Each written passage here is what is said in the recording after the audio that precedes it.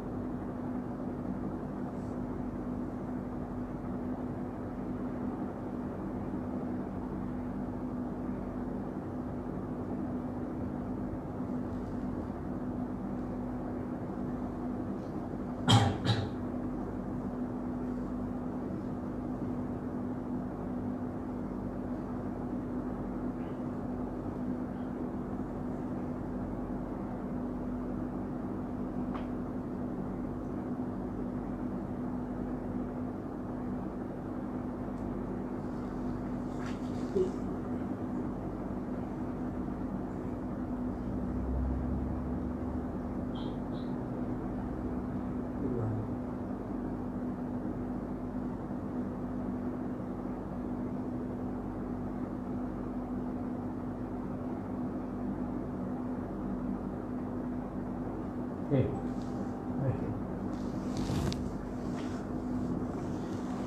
Assalamualaikum warahmatullahi wabarakatuh. A'udzubillahi minasyaitonir rajim. Bismillahirrahmanirrahim. Innal hamdalillah nasta'inuhu wa nastaghfiruhu wa nu'minu bihi wa natawakkalu 'alaihi. Wa na'udzu billahi min shururi anfusina wa min sayyiati a'malina. May yahdihillahu fala mudilla lahu wa may yudlilhu fala hadiya lahu. أشهد أن لا إله إلا الله وحده لا شريك له وأشهد أن محمدا عبده ورسوله اللهم صل على سيدنا محمد وعلى آله وصحبه أجمعين بارك وسلم أما بعد بسم الله الرحمن الرحيم والعصر إن الإنسان لفي خسر إلا الذين آمنوا وعملوا الصالحات وتواصوا بالحق وتواصوا بالصبر صدق الله العظيم وقال رسول الله صلى الله عليه وسلم من سلك طريقا يلتمس فيه علما سهل الله له به طريقا إلى الجنة atau kama qala sallallahu alaihi wasallam. Alhamdulillah, syukur kita kepada Allah Subhanahu wa taala. Allah Subhanahu wa taala dengan limpah rahmat dan kasih sayangnya masih lagi beri kita kesempatan untuk kita bertemu lagi dalam pengajian hadis kita yang diadakan insya-Allah setiap satu tempat di Tirmizi Center dan sebenarnya yang telah dimaklumi bahawa kita akan cuba membaca dan membahas kitab hadis yang berjudul Mishkatul Masabih karangan Imam Khatib Tabrizi dan juga Imam Bawawi lah, kita asalnya Masabih Imam Al-Bawawi rahimahullah. Dan sebelum kita mulakan, sama-sama kita buka dengan baca buku kitab Al-Fatihah.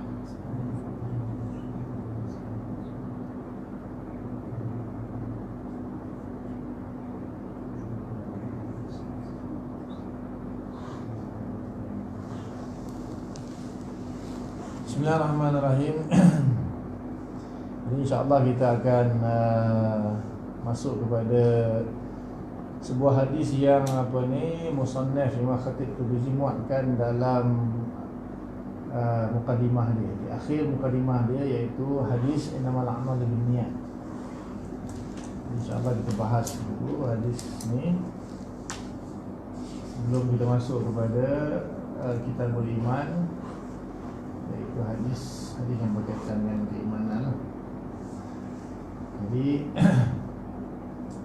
Imam Khatib Tabrizi ini dia meletakkan hadis innamal a'malu binniyat ini di dalam akhir mukadimahnya. Jadi kebanyakan para ulama termasuk Imam Bukhari sendiri, Imam Nawawi dalam 40 meletakkan hadis innamal a'malu binniyat ini sebagai antara hadis mukadimah atau hadis pertama dalam kitab-kitab. Mungkin kerana ingin di sini menyatakan niat dia mengarang kitab tersebut semata-mata kerana Allah, ataupun ada sebab-sebab lain lah, seperti mana yang akan kita bahas sebentar lagi insya-Allah. Hadis dia bunyi begini, an Umar bin Khattab radhiyallahu ta'ala anhu, daripada Umar bin Khattab radhiyallahu ta'ala anhu. Qala, dia telah berkata, qala Rasulullah sallallahu alaihi wasallam, Rasulullah SAW telah bersabda, innamal a'malu binniyat, hanya sahaja atau sesungguhnya amalan-amalan itu binniyat, dengan niat. Ini terjemah secara lafziah, nanti ada pembahasan. Wa innama limri'in ma nawa, ada yang kata likulli limri'in ma nawa, macam-macam apa. Sesungguhnya bagi setiap orang itu ada apa yang dia niatkan. Ma nawa, apa yang dia niatkan. Bagi setiap orang tu apa yang dia niatkan.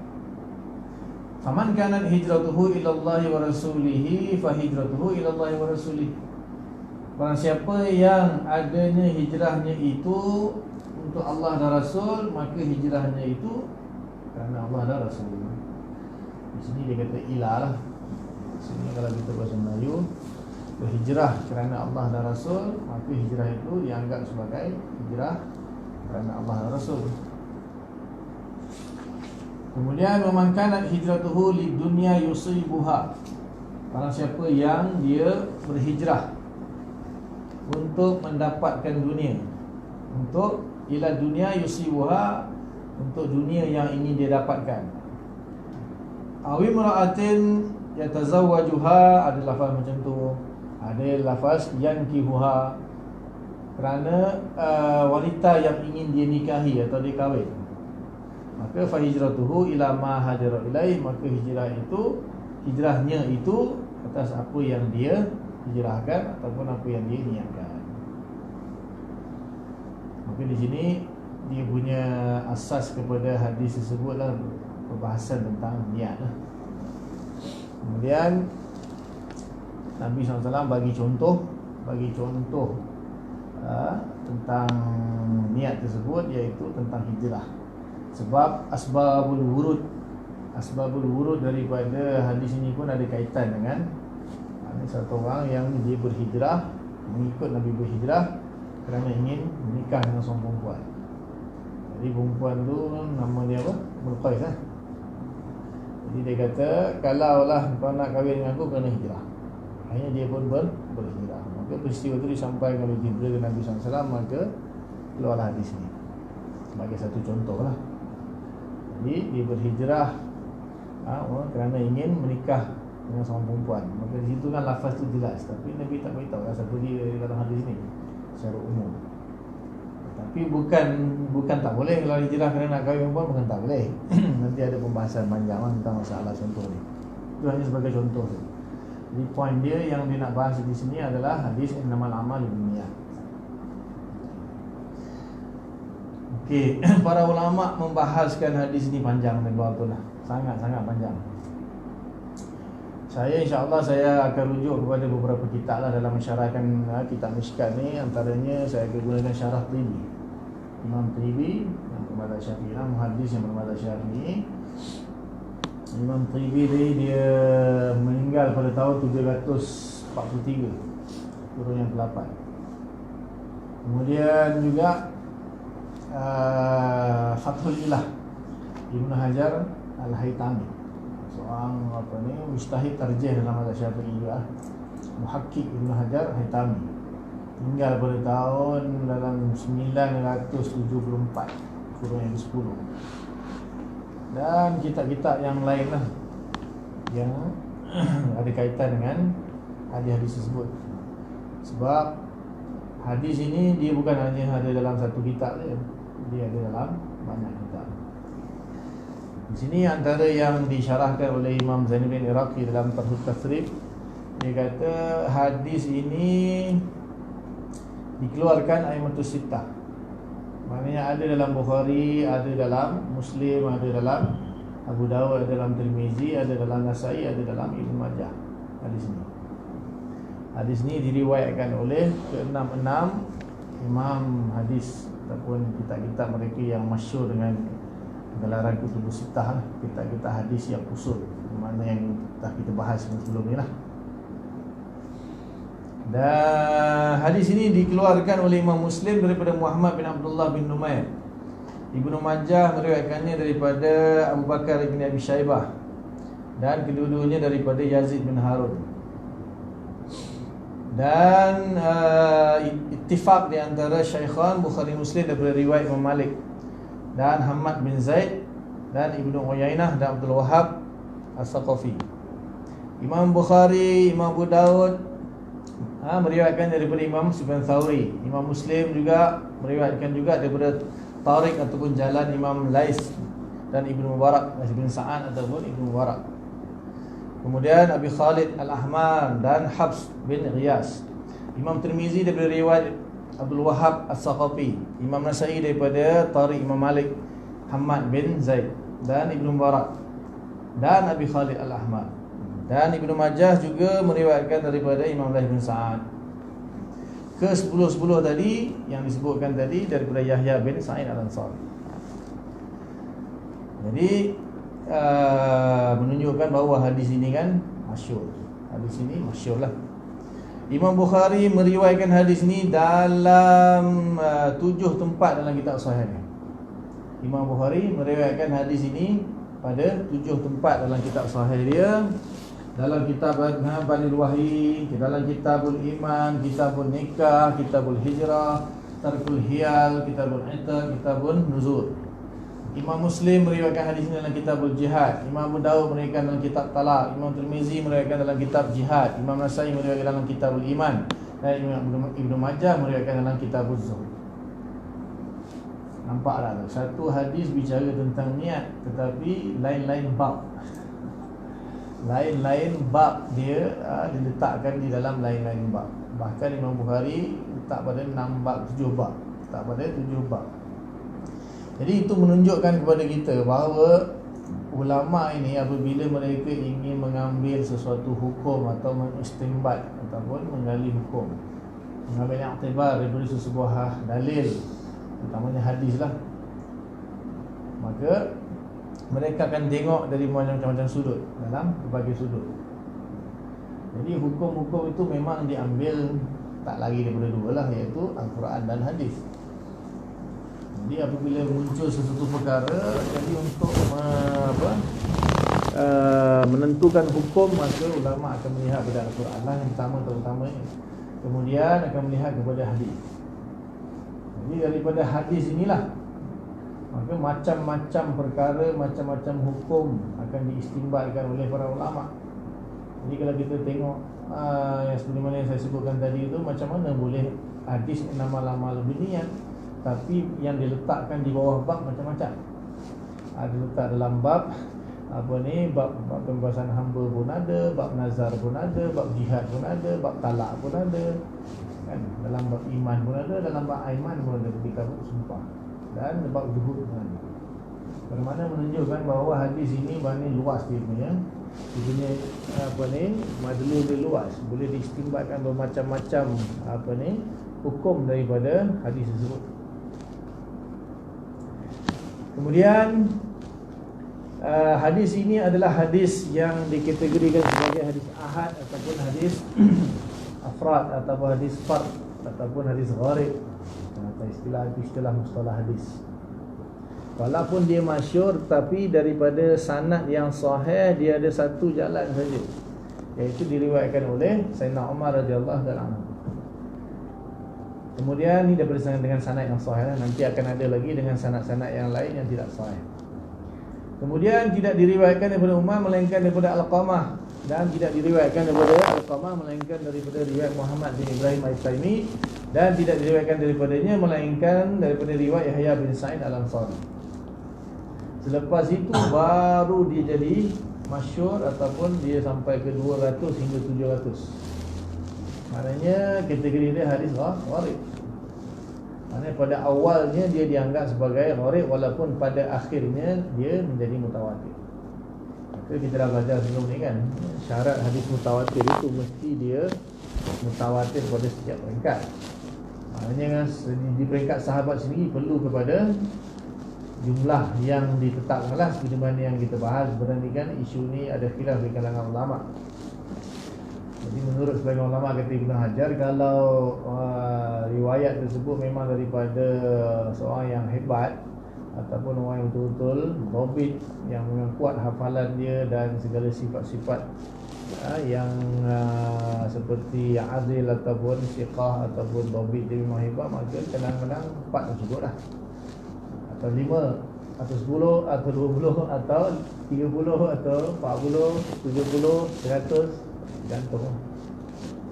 Jadi di sini di peringkat sahabat saja pun dah seorang ni, tapi dengan jalan yang sahih. Dia ada nanti lagi daripada beberapa ulama-ulama yang lain mengatakan bahawa ada riwayat-riwayat daripada sahabat yang lain, tetapi dia bukan jalan yang sahih.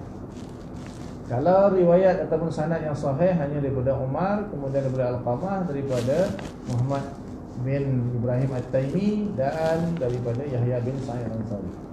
Lepas itu baru dipecah kepada jumlah yang banyak, ada yang kata sampai 200 sampai 700. Ini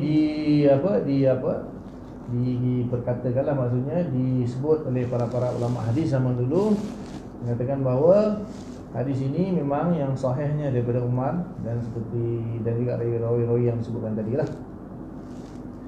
Seperti kata Imam Abu Bakar Al-Bazzar, dia mengatakan bahawa dia tak tahu ada selain daripada riwayat yang sahih daripada riwayat Umar. Itu juga Imam Khattabi, dia kata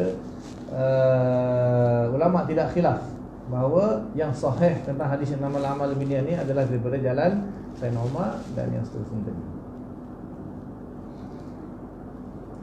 Dan ada beberapa ulama mengatakan bahawa ada juga turuk-turuk yang lain yang meriwayatkan hadis ini.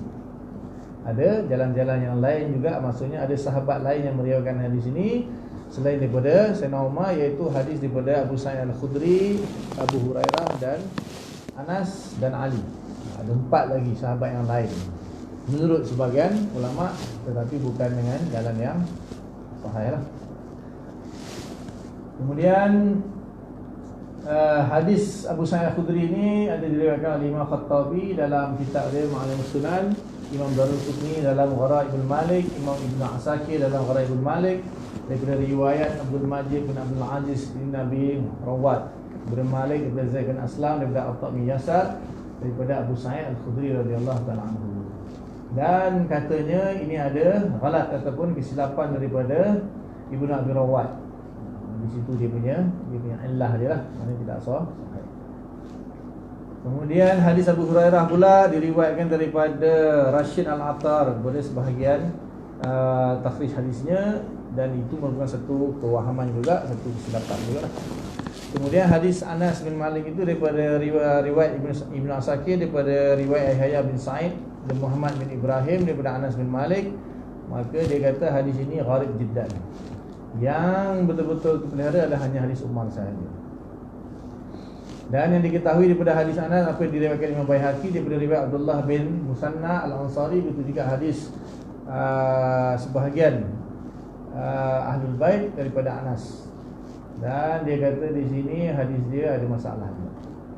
Begitu juga riwayat daripada Sayyidina Ali, diriwayatkan daripada Muhammad bin Yasar Al-Diyani dalam nuskahnya daripada Tariq Ahlul Bait, dan sanad dia dhaif. Kemudian ada tabi'-tabi' ni lah, banyak panjang kalau nak bahas ni. Ada beberapa tabi' ni yang menyokong, yang mengikuti hadis tersebut. Yang kepada tabi' kepada Alqamah ada dinyatakan oleh Imam Hakim daripada Musa bin Uqbah, riwayat daripada Nafi' dan Alqamah, dan yang lain-lain lah. Panjang kalau nak bahas dalam. Kemudian dalam kitab Mustakhraj daripada hadis, tajuk kitab Al-Mustakhraj min Ahadin Nas lil Faedah, daripada Abdul Rahman Ibn Mandah, seorang muhaddis besar juga, bukan yang ke-5 ke-6 tak salah saya. Dia mengatakan bahawa ada 17 sahabat selain daripada Umar yang meriwayatkan hadis ini. Imam Ibn Mandah mengatakan ada 17 orang sahabat yang meriwayatkan hadis ini selain daripada Sayyidina Umar. Dan dia kata ada lagi yang meriwayatkan daripada Umar selain daripada Alqamah. Dan dia mengatakan selain daripada Alqamah juga, selain daripada Ibrahim At-Taimi, dan juga daripada Taimi selain daripada Yahya bin Sa'id, ada lagi riwayat-riwayat yang lain. Maka Imam Zainuddin Iraqi mengatakan telah telah sampai kepada aku tentang bahawa Imam Mizi, Abu Hajjaj Al-Mizi, seorang ulama besar turun yang ke-7 ke-8 silap saya, yang mengarangkan kitab yang masyhur lah, Tahzibul Kamal tu, tentang perawi-perawi kutub sittah. Jadi dia mengatakan bahawa pendapat Ibn Mandah itu maka tidak boleh dibuat hujah. Sebab apabila aku meneliti kalam Ibn Mandah itu, maka dia dapati, dia kata apa yang dinyatakan oleh Imam Ibn Mandah itu sebenarnya hadis-hadis yang umum yang ada berkaitan dengan niat, bukanlah hadis yang innamal a'mal binniyat.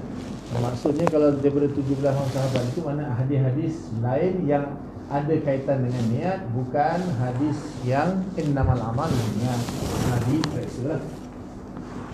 Contoh-contohnya hadisnya yub'atsuna 'ala niyatihim, kemudian laisa lahu min ghazatihi illa ma nawa, dan sebagainya. Maka hadis itu kita kata kategori dia memang ada kategori kaitan dia dengan niat, tetapi bukanlah hadis innamal a'mal binniyat. Jadi yang sahihnya maknanya hadis ini adalah hadis yang gharib daripada Sayyidina Umar sahaja dengan jalan yang sahih. Setelah sampai kepada Yahya bin Sa'id Al-Ansari, baru dia jadi masyhur ataupun mutawatir. Tetapi walaupun dia gharib, maka dia sahih. Jadi hadis sebaliknya tak sahih, walaupun dia gharib tapi tak semestinya dia dhaif. Dia jadi sahih bergantung pada sanad, rawi-rawi dalam sanad dia lah. Itu yang ada kaitan dengan sanad ni. Macam inilah kerja muhaddis. Ini kalau muhaddis, kalau dia syarah macam tu, Jadi dia akan kaji semua kaitan dengan hadis tersebut. Ini belum masuk lagi bab fuqaha pula yang bahas. Dia lagi masuk bab matan ni, fuqaha pembahasan lagi panjang. Kemudian dia kata di sini hadis ni dalam sanad dia ada 3 orang tabi'in. Alqamah, At-Taimi dengan Yahya ni dia 3 orang tu tabi'in. Maknanya tabi'in saling meriwayatkan antara satu sama lain.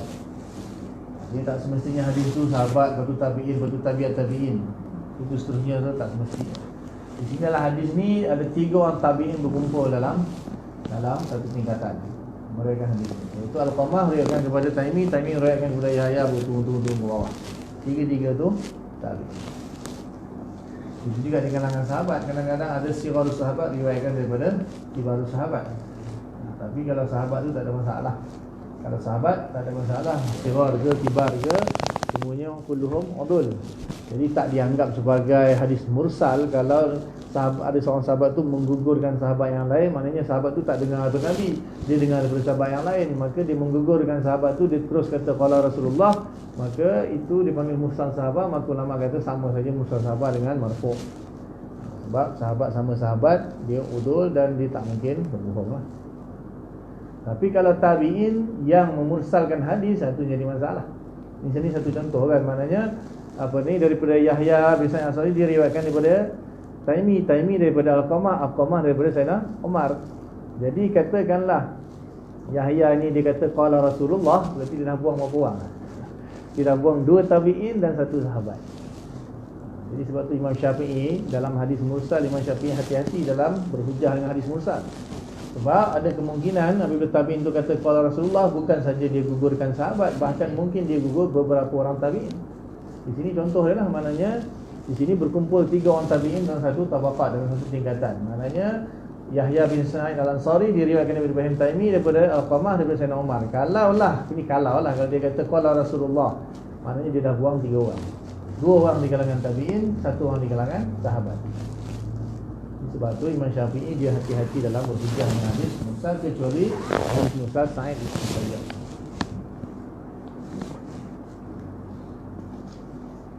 Dan dikatakan juga bahawa Imam Zainuddin Iraqi mengatakan bahawa ada hadis yang sampai 6 orang tabi'in meriwayatkan sebuah hadis. 6 orang tabi'in meriwayatkan sebuah hadis. Dan Imam Khatib Al-Baghdadi dia mengarang sebuah kitab yang khusus untuk meriwayatkan hadis-hadis yang diriwayatkan oleh tabi'in yang banyak. Contoh tentang hadis kelebihan surah Qul Huwallah itu, ada satu sanad itu 6 orang tapi 6 tabi'in.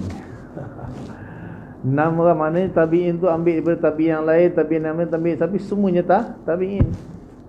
Maknanya daripada satu tingkatan tu 6 orang tabi'in. Bayangkanlah kalau 6 orang tabi'in, kalau dia kata qala Rasulullah, agak-agak berapa orang dia buang. Maknanya sampai dia dibuang 5 lagi tabi'in dia buang, dan 1 orang sahabat dia buang, atau mungkin 2 sahabat tu sahabat tak kisahlah. Ini begitu tentang mustalah hadis ataupun temperihal sanad lah. Memang kalau nak jadi muhaddis, pakar hadis kan tahu. Saya pun nukil je, saya pun tak kira apa sangat pun dari muhaddis ni. Cuma kita nukil daripada kalam-kalam ulama lah. Kita zaman sekarang ni kita nuqala je, kita bukan ulama pun, kita nuqala, nukilkan kalam-kalam ulama je. Kita baca kitab je, kita faham. Dan dobit kita pun dobit, kalau saya lah, wallah tuan-tuan mungkin hafal ke hadis. Kemudian dia panggil Dhabtus Sadri, iaitu satu dipanggil Dhabtus Sadri, orang tu dia hafal. Sama ada hafal hadis atau hafal sanad, atau permasalahan-permasalahan yang berkaitan dengan hadis itu, sama ada riwayatan dengan dirayatan dalam kepala dia. Itu Dhabtus Sadri. Tapi kalau saya ni doktor kitab lah, saya refer kepada kitab. Nak hafal semua tu dalam permasalahan hadis ni payah sikit. Tapi kalau bab akidah fiqh, insya-Allah mudah sikit. Kalau bab hadis ni saya belum lagi menumpukan perhatian sepenuhnya kepada hadis. Bagi saya lebih fokus kepada akidah dulu, kemudian fiqh, nanti insya-Allah lah kalau agak-agak dah mantap baru kita pergi kepada hadis. Ada orang dia hadis dulu, lahir-lahir dia buka Bukhari. Ada setengah orang dia minat juga ilmu hadis kan. Dia lahir-lahir tu buka Bukhari. Tentang akidah tentang bukan, fiqh tentang bukan, perlu buka Bukhari. Tapi kita, zaman kita ni, kita sebab kita semakin jauh daripada zaman Nabi, kita ambil daripada bawah. Akhirnya kita akan sampai juga kepada hadis dan Quran. Sebab tu kalau kami di pondok, di madrasah, kami akan belajar dulu akidah, kemudian fiqh, tasawuf dan sebagainya. Last sekali tahun akhir baru akan belajar hadis. Tapi bila kita belajar hadis, kita takkan salah faham terhadap hadis. Kita akan faham macam mana ulama memahami hadis. Sebab para ulama memang sumber mereka Quran hadis, tetapi mereka akan tengok bila mereka ingin cari satu hukum, seperti yang saya sebut di awal tadi, dia akan tengok Quran. Kalau tak ada dalam Quran, contohnya kaifiat solat, mana ada dalam solat, mana ada dalam Quran kan? Tak ada dalam Quran, maka terpaksa refer kepada hadis. Dan apabila kita refer kepada hadis, kalau ulama dia refer kepada satu hadis, dia hafal 100 ribu hadis. Dan contohnya dalam satu bab saja dia ada berpuluh-puluh, kadang-kadang sampai berpuluh-puluh hadis yang menceritakan tentang masalah tersebut. Jadi ada macam khilaf, seolah-olah khilaf lah secara zahirnya lah. Yang ni kata macam ni, yang ni kata macam ni, yang ni kata, contohnya dalam bab solat, yang ni kata baca iftitah macam ni, Nabi baca iftitah macam ni. Hadis lain kata Nabi baca iftitah macam ni pula. Hadis tentang bacaan iftitah saja dah bermacam-macam hadis. Habis tu macam satu kita nak baca ni, kita nak baca semua atau macam mana?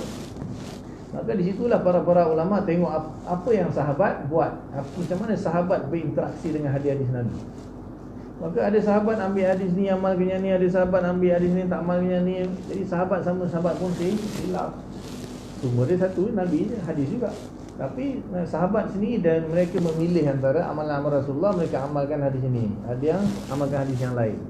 Jadi daripada situ para ulama, para tabi'in, ulama-ulama kita faham bahawa bukan kita kena amalkan semua hadis. Kalau kita nak kena amalkan semua hadis, mati kita. Memang tak ada siapa pun boleh claim dia boleh amalkan semua hadis. Kalau orang tu diklaim bila dia ikut sunnah dan Quran, hadis yang dia ikut hadis Quran, ataupun dia ikut hadis dan sunnah, ataupun sunnah dan kitab atau sunnah, ataupun Quran dan hadis. Kalau dia dakwa macam tu, cuba tanya tengok kau hafal semua doa iftitah yang Nabi buat, kau hafal semua yang doa yang Nabi baca dalam rukuk, kau hafal semua doa-doa ketika i'tidal Nabi baca, ketika sujud Nabi baca apa dalam doa sujud, kau hafal, amal kan? Cuba tanya tengok. Kalau dia pun tak boleh amalkan itu, betul dia nak claim dia ikut Quran sunnah, bohong. Itu pun bohong. Jadi ulama memudahkan kita memilih daripada mana-mana hadis yang dari sanad dia dari segi sanad dia akan pilihlah yang paling sahih menurut dia. Kemudian dari segi matannya dia akan pilih yang mana yang sesuai dengan pemahaman dia. Tetapi semuanya ada dasar dia, ada sumber dia daripada hadis atau Quran. Jadi kita janganlah kita kita kata ini hadis ni kenapa tak amalkan, tak sahih, ini ada hadis. Orang cakap macam tu seolah-olah macam semua isi kandungan hadis tu diamalkan seolah-olah. Kalau tak percaya ngaji ni, kalau buka ni kitab-kitab Mishkat ni pun dia dah kumpulkan dah dengan beberapa kitab dalam satu. Kalau tengok dalam, contohnya dalam Muslim, dalam Abu Daud, tentang satu bab doa, bab tasyahud saja ada 16 riwayat jenis tasyahud. So nak ikut yang mana? Nak sembahyang nak baca tasyahud yang mana? Ada 16 riwayat sekarang. Nak amalkan yang mana? Baca semua. Selawat Nabi ada 24 riwayat. Macam mana Nabi ajar selawat. So nak amalkan yang mana tu? 24 sekali. Hafal? Amalkan lah. Sebab tu ulama pilih, Imam Syafi'i pilih hadis ni, tulis selawat ni, pilih tasyahud ni, pilih iftitah ni. Ini jadikan mazhab Syafi'i contohnya. Jadi kita sudah pun beramal kan dengan hadis Nabi. Tak perlu kata banyak lagi hadis kita tak amal. Memang tak mampu pun satu orang nak amalkan semua hadis Nabi, tak mampu. Kalau dia nak ikut betul, maknanya dia kena tahu Nabi waktu muda baca apa, waktu dah umur sikit baca apa, waktu dah tua-tua belum wafat dah baca apa. Takkan kita nak selidik dulu Nabi ketika dia muda baca ni, kita kena betul. Dalam solat ni Nabi baca apa. Kalau betul lah nak ikut sunnah Nabi lah, kononnya nak amalkan Quran hadis kan. Contohnya ada hadis mengatakan Nabi dalam solat zuhur Nabi baca suratul A'raf. Baca tengok. Kalau betul-betul nak amal sunnah kan, baca qul ya Allah. Lepas tu isi Quran Nabi. Bohong. Jadi para ulama sudah pun menjalankan tugas mereka, memudahkan kita. Jadi kita ikut ulama, insya-Allah selamat. Al ulama warasatul anbiya. Ulama itu para pewaris para nabi. Okay, kemudian tentang matan dia. Jadi para ulama mengatakan, antaranya Imam Syafi'i radhiyallahu taala anhu mengatakan hadis ini adalah satu kaedah daripada kaedah-kaedah Islam. Imam Syafi'i mengatakan bahawa hadis ini innamal a'malu binniyat ini merupakan sepertiga daripada ilmu, ataupun ada yang mengatakan seperempat daripada ilmu, ada yang ulama mengatakan seperlima daripada ilmu. Dan Imam Syafi'i sini dan Imam Ahmad bin Hanbal mengatakan sepertiga daripada ilmu. Kenapa? Sebab kalau kita tengok amalan-amalan kita ini ada tiga je. Semua amalan tu kan datang dari ilmu. Maka dia ada tiga je. Satu, hati, niat, iaitu amalan hati. Kemudian bacaan ataupun perkataan. Kemudian yang ketiga dengan anggota. Memang tak boleh lari lah. Amalan kita ni tak boleh lari daripada tiga ni. Satu amalan hati, satu amalan lidah, satu amalan anggota badan. Jadi bila hadis ni menceritakan tentang innamal a'malu binniyat, maka dia mewakili sepertiga daripada ilmu, sepertiga daripada amal. Itu dinamakan hadis ini adalah sepertiga daripada ilmu. Maka pembahasan ni pun panjang sebab dia merangkumi sepertiga daripada ilmu itu sendiri. Kalau dalam kitab fiqh itu saja ada lebih kurang 70,000 fatwa. Contohnya dalam kitab Minhajul Talibin, fatwa yang utama dalam mazhab Syafi'i karangan Imam Nawawi rahimahullah, ada lebih 70,000 fatwa. Jadi kalau sepertiga daripadanya kaitannya cerita tentang niat. Jadi pembahasan tentang niat ni panjang, sebentar lagi kita bahas insya-Allah. Semampu saya. Kemudian ada juga beberapa pendapat ulama lain seperti Imam Ahmad. Dia maksudkan sepertiga ilmu di sini adalah bagi dia hadis innamal a'malu binniyat ini merupakan salah satu daripada usul-usul agama kita yang mengatakan bahawa salah satu daripada hadisnya ialah innamal a'malu binniyat. Di sini kemudian ada hadis yang riwayat Sayyidah Aisyah radhiyallahu taala, iaitu man ahdasa fi amrina hadza ma laysa minhu wa raddun. Salah satu daripadanya. Kemudian yang ketiga adalah al-halalu bayyinu wal haramu bayyinu ila akhiril hadis. Itu tiga hadis yang merupakan sumber utama dalam agama kita. Ini menurut Imam Ahmad punya pendapat. Menurut ulama yang merasakan Imam Ahmad menganggapnya sepertiga ilmu itu adalah hadis ini adalah sepertiga daripada hadis-hadis asal. Tapi banyak lagi lah. Ada ulama kata 5, ada ulama kata 6. Tapi Imam Nawawi telah mengumpulkan 40 hadis, 42 hadis yang sebenarnya kalau kita ikut hadis nama pun kita ada di 40, tapi sebenarnya kalau dikira ada 42 hadis. Cuma menurut sebagai ulama, hadis yang pertama itu sebagai hadis mukadimah, hadis yang terakhir itu sebagai mukadimah ataupun penutup. Jadi 40 lah, kalau campur jadi 40. Jadi Imam Nawawi pilih beberapa hadis yang menjadi usul dalam agama kita lah. Di sini kalau Imam Ahmad kata 3 saja, itu biasalah, itu maknanya pendapat masing-masing. Cuma daripada 3 tu dipecah lagi.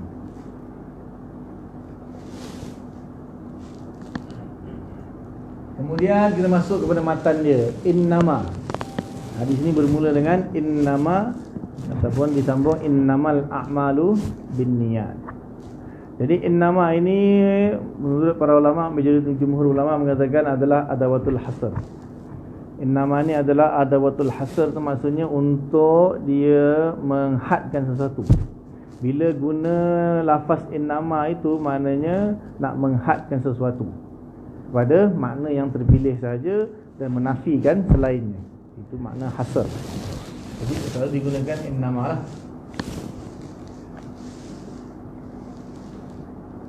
Iaitu dari segi bahasa Arab dia maknanya isbatul hukmu fil mazkur wa nafyuhu amma adahu. Mengisbatkan batasan kepada hukum kepada apa yang telah dinyatakan dan menafikan selainnya. Maknanya innamal a'malu binniyat. Sesungguhnya ataupun hanya sahaja lah. Kalau hasr tu mana kita nak terjemahkan bahasa Melayu, hanya sahaja pun boleh juga. Hanya sahaja amalan-amalan itu binniyat. Nanti kita bahas apa maksud amal, kemudian apa maksud niat. Di sini innama itu jadi pembahasan sebenarnya panjang. Contohnya Allah kata innama ilahukum Allah, kan? Jadi innama itu hanya saja Tuhan kamu adalah Allah. Jadi tidak ada selain Allah, tidak ada Tuhan selain Allah. Kemudian adalah segi pembahasan tentang ada hadis kefahaman Sayyidina Ibn Abbas mengatakan innamar riba fin nasi'ah. Dia membahas pula kalau innama itu adawatul hasr, Kenapa ada hadis mengatakan innamar riba fin nasi'ah.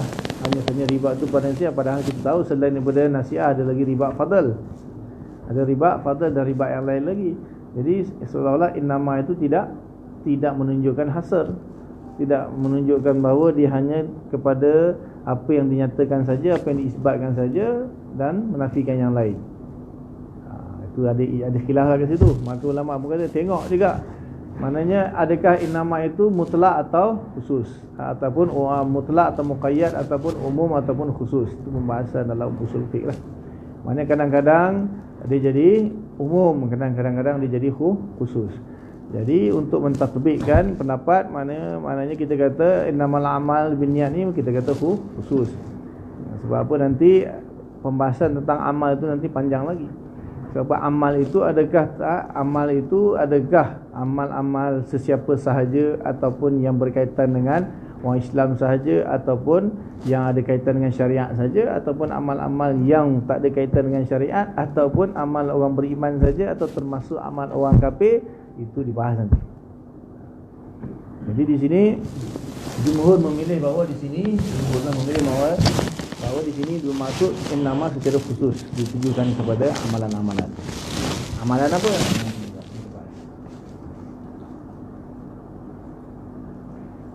Kemudian ke-6 ulama kutubus sittah Bukhari, Muslim, Abu Daud, Tirmizi, Nasai, Ibnu Majah mengatakan bahawa lafaz innama itu memang sabit. Walaupun ada sebuah hadis, beberapa hadis yang tidak menggunakan lafaz innama, maka itu tertolak. Yang sahihnya lafaz innama itu memang sabit. Pada riwayat yang sahih, lafaz innama itu sabit, walaupun ada hadis yang al-amalu binniyat, dia tak ada innama. Tapi Imam Kutubus Sittah sepakat kata innama itu sabit. Ada riwayat daripada Yazid bin Harun mengatakan tidak ada lafaz innama, tapi sepakat mengatakan yang sahih adalah dengan lafaz innama. Dan hadis yang daripada Abu Musa Al-Madini yang tidak mengatakan nama, hadis tidak sahih sanad.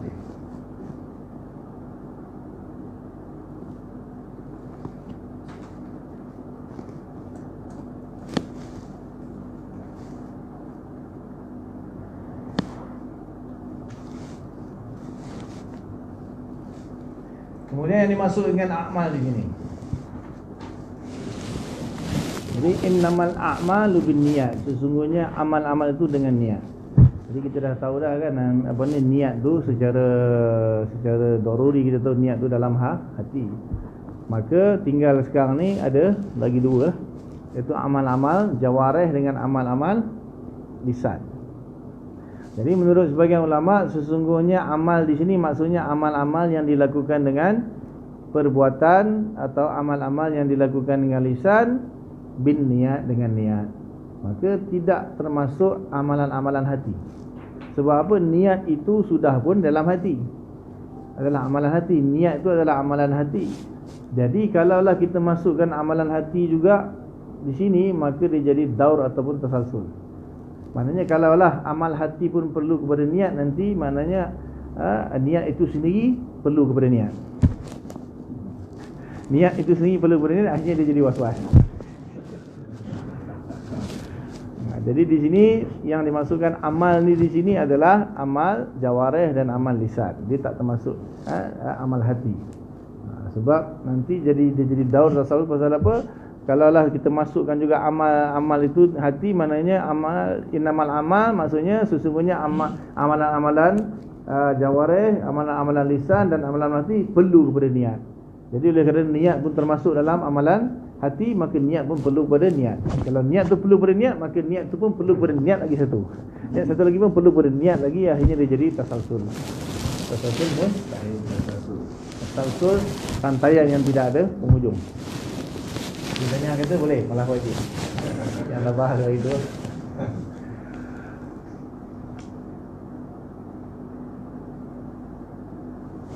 Jadi contohnya macam perbuatan lah, kalau kita nak solat misalnya, kita nak berwuduk, maka perlu kepada niat. Begitu juga lafaz. Contohnya lafaz talak yang kinayah misalnya kan, maka perlu kepada niat. Sekiranya kalau dia melafazkan satu lafaz yang kinayah kepada talak, iaitu tidak sarih lah, maka perlu kepada niat. Kalau tidak ada niat maka tidak jatuh. Walaupun nanti ada beberapa amalan misalnya tanpa niat pun dia jatuh, seperti lafaz talak yang sarih, maka itu tidak diperlukan niat. Walaupun dia tak berniat sekalipun tetap jatuh, itu kerana ada sebab-sebab lain. Kerana ada sebab-sebab yang lain, maka di situ ulama mengatakan ada pengecualian lah. Walaupun innamal a'malu binniyat, tetapi ada beberapa pengecualian terhadap perkara, maknanya kalau tidak ada niat pun dia jatuh hukum. Dia jatuh hukum. Contoh orang dia bunuh orang, saya tak niat nak bunuh dia, tak sengaja lepas. Ada. Maka di situ ada hukum dia. Dia panggil qatl ghairu amad, pembunuhan tanpa sengaja, tanpa niat. Ada hukum dia juga, dia tak boleh lepas. Tapi beza dia hukum dia dengan hukum sengaja. Kalau bunuh dengan sengaja, qatl amad dia panggil. Begitu juga dengan talak. Kalau talak ni walaupun tidak berniat sekalipun, kalau dia sebut secara sarih maka jatuh. Tak ada masalah apa pun, dia boleh rujuk balik.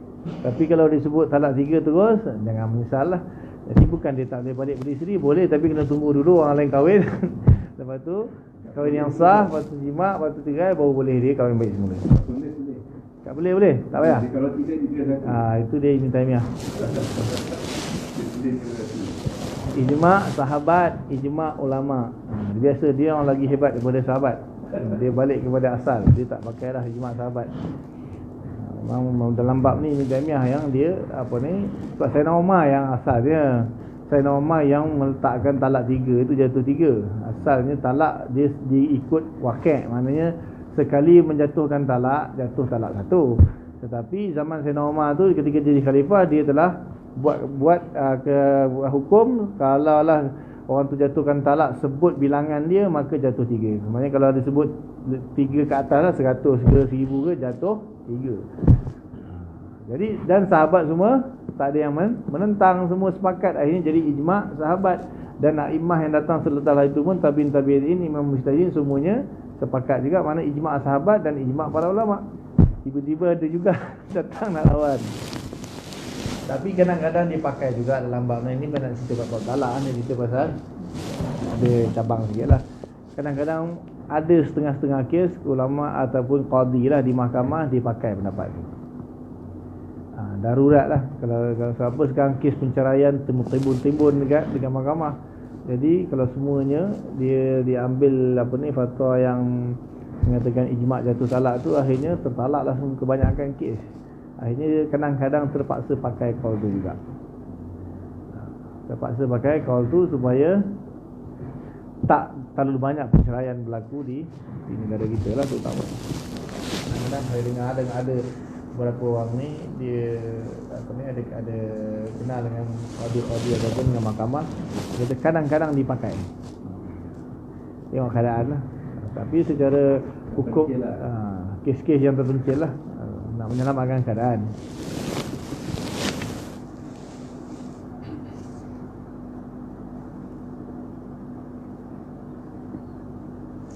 Kemudian di sini niat. Apa itu niat? Ini dia gunakan lafaz jamak lah, innamal a'mal, sebab a'mal itu pun jamak, maka niat pun jamak, itu plural lah. Jadi ni apa itu niat? Kalau dalam dari segi bahasa, niat itu boleh bermakna iradah, atau boleh bermakna azam, boleh bermakna cita-cita, atau boleh bermakna tujuan. Macam-macam makna dia dari segi bahasa. Cuma dari segi istilah, kalau mazhab Syafi'i, niat secara istilah syarak kita, mazhab kita lah, adalah qasdu syai'in muqtarinan bi fi'lihi ibtigha'an liwajhillah. Menyengajakan sesuatu muqtarinan bi fi'lihi, bersamaan dengan perbuatannya, iaitu pada awal-awal perbuatan. Ibtigha'an liwajhillah, untuk mencari redha Allah Subhanahu wa taala. Itu mazhab Syafi'i punya ta'rif niat. Maka di sini kita mengatakan bahawa innamal a'malu binniyat, itu maknanya ada perkataan yang dihilangkan di situ, dimahzufkan, iaitu innama yasihul a'mal binniyat. Innamal a'mal yasihu binniyat, ataupun innama sihhatul a'mal binniyat. Sesungguhnya sahnya amalan itu adalah dengan niat. Walaupun mazhab Hanafi mengatakan bahawa di situ bukan bermakna sah tetapi bermakna sempurna. Hanya saja sempurnanya amal itu dengan niat. Kalau kita tak, hanya sahnya amal itu adalah dengan niat. Innamal a'mal yasihu bin niat ataupun innamas sihhatul a'mal bin niat. Itu mazhab Syafi'i punya takdir kepada lafaz yang dimahzufkan, lafaz yang dibuang lah. Jadi sebab tu kita kata semua amalan-amalan yang ada kaitan dengan syariat, hampir semualah perlu kepada niat. Walaupun ada beberapa pengecualian seperti tadilah lepas talak tanpa niat pun kita tetap jatuh juga. Tapi boleh kata hampir semua amalan-amalan itu bergantung kepada niat. Jadi dan kita katakan muqtarinan bi fi'lihi, qasdu syai'in muqtarinan bi fi'lihi, itu menyengajakan sesuatu bersamaan dengan perbuatannya. Maka apabila orang tu, contohnya kalau dia berwuduk, ketika dia basuh anggota yang wajib iaitu muka, masa tu dia perlu berniat. Ketika dia solat, ketika dia melafazkan takbiratul ihram, ketika itu dia perlu niat. Nanti ada pembahasan masing-masing lah. Maknanya kalau niat, apa rukun niat bagi solat, solat fardu apa rukun niat dia, solat sunat apa rukun niat dia, solat mutlak apa rukun niat dia, kalau puasa apa rukun niat dia, kalau zakat, haji dan sebagainya. Itu panjang pembahasan dalam kitab fiqh lah. Ini secara umum sajalah kita cerita tentang hadis, tentang niat. Sebab apa? Bagi kita antara istilah dengan bahasa tu beza. Ini siapa mengaji balaghah, mengaji usul fiqh, dia fahamlah bab ni. Mana setiap lafaz itu dinilai dari segi sudut bahasanya, dinilai dari segi sudut syaraknya, dinilai dari segi adat ataupun urufnya. Tak sama. Dan juga bagi lafaz secara lughah pun ada hakikat, ada majaz. Secara lafaz secara syarak pun ada hakikat, ada majaz. Dan lafaz secara adat pun ada hakikat, ada majaz. Bahkan ada hakikat dan majaz dipecahkan kepada am dan khas. Jadi bukan semudah-mudah itu saja kita memahami sesuatu lafaz dalam hadis. Jadi kita biasa kita dengar, alah dia pergi tempat wuduk tu, dia nak wuduk lah tu. Dia pergi masjid sebab dia nak solat lah tu, niat lah tu, dah lah tu. Kenapa nak kena ketika takbir baru niat? Di sini kita jawab. Kita kata menurut kami mazhab Syafi'i, niat secara istilah itu adalah qasdu syai'in muqtarinan bi fi'lihi, menyengajakan sesuatu itu bersamaan dengan perbuatannya. Kalau sebelum dia buat, maka itu kita tak namakan niat secara syarak. Kita kata itu niat secara bahasa saja. Boleh kita kata azam ataupun iradah, keinginan untuk dia buat sesuatu. Dia berkeinginan untuk solat. Itu dia pergi masjid sebab dia ada keinginan nak solat. Dia belum solat lagi, dia baru berkeinginan. Tiba-tiba sampai dekat pintu masjid, bini telefon, bang, ni anak kita kena patut ular. Kok patah balik? Jadi semayang ke tak jadi semayang? Tak jadi semayang. Contohlah kan. Jadi sebetul-betulnya perbuatan itu, bila dia dah mulakan perbuatan itu, masa itulah perlu kepada niat.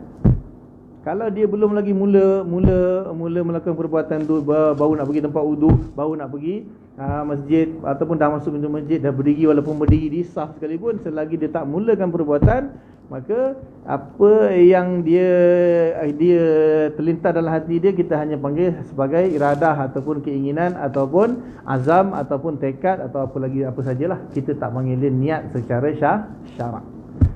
Sebab tu beza. Orang yang kata alah dia pergi masjid tu niat sembahyang cukup lah tu, niat apa lagi pergi tempat waktu nak untuk. Kita tanya lah, okey, tolong bagi definisi niat anda secara syarak dan bezakannya dengan secara bahasa, secara lughah. Cuba tanya dia tengok. Memang tak ada cakap apa, terdiam ni, tak cakap apa. Antara lafaz syarak, lafaz lughah pun dia tak reti. Cakap panjang.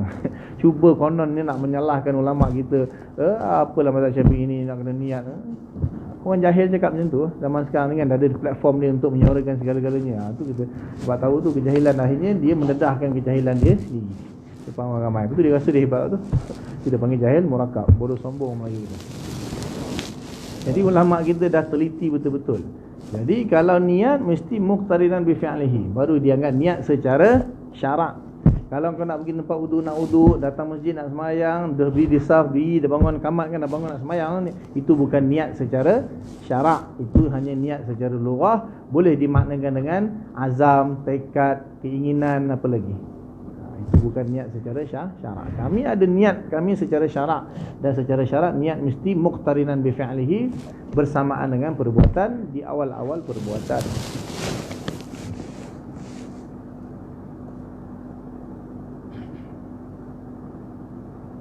Kemudian tentang niat.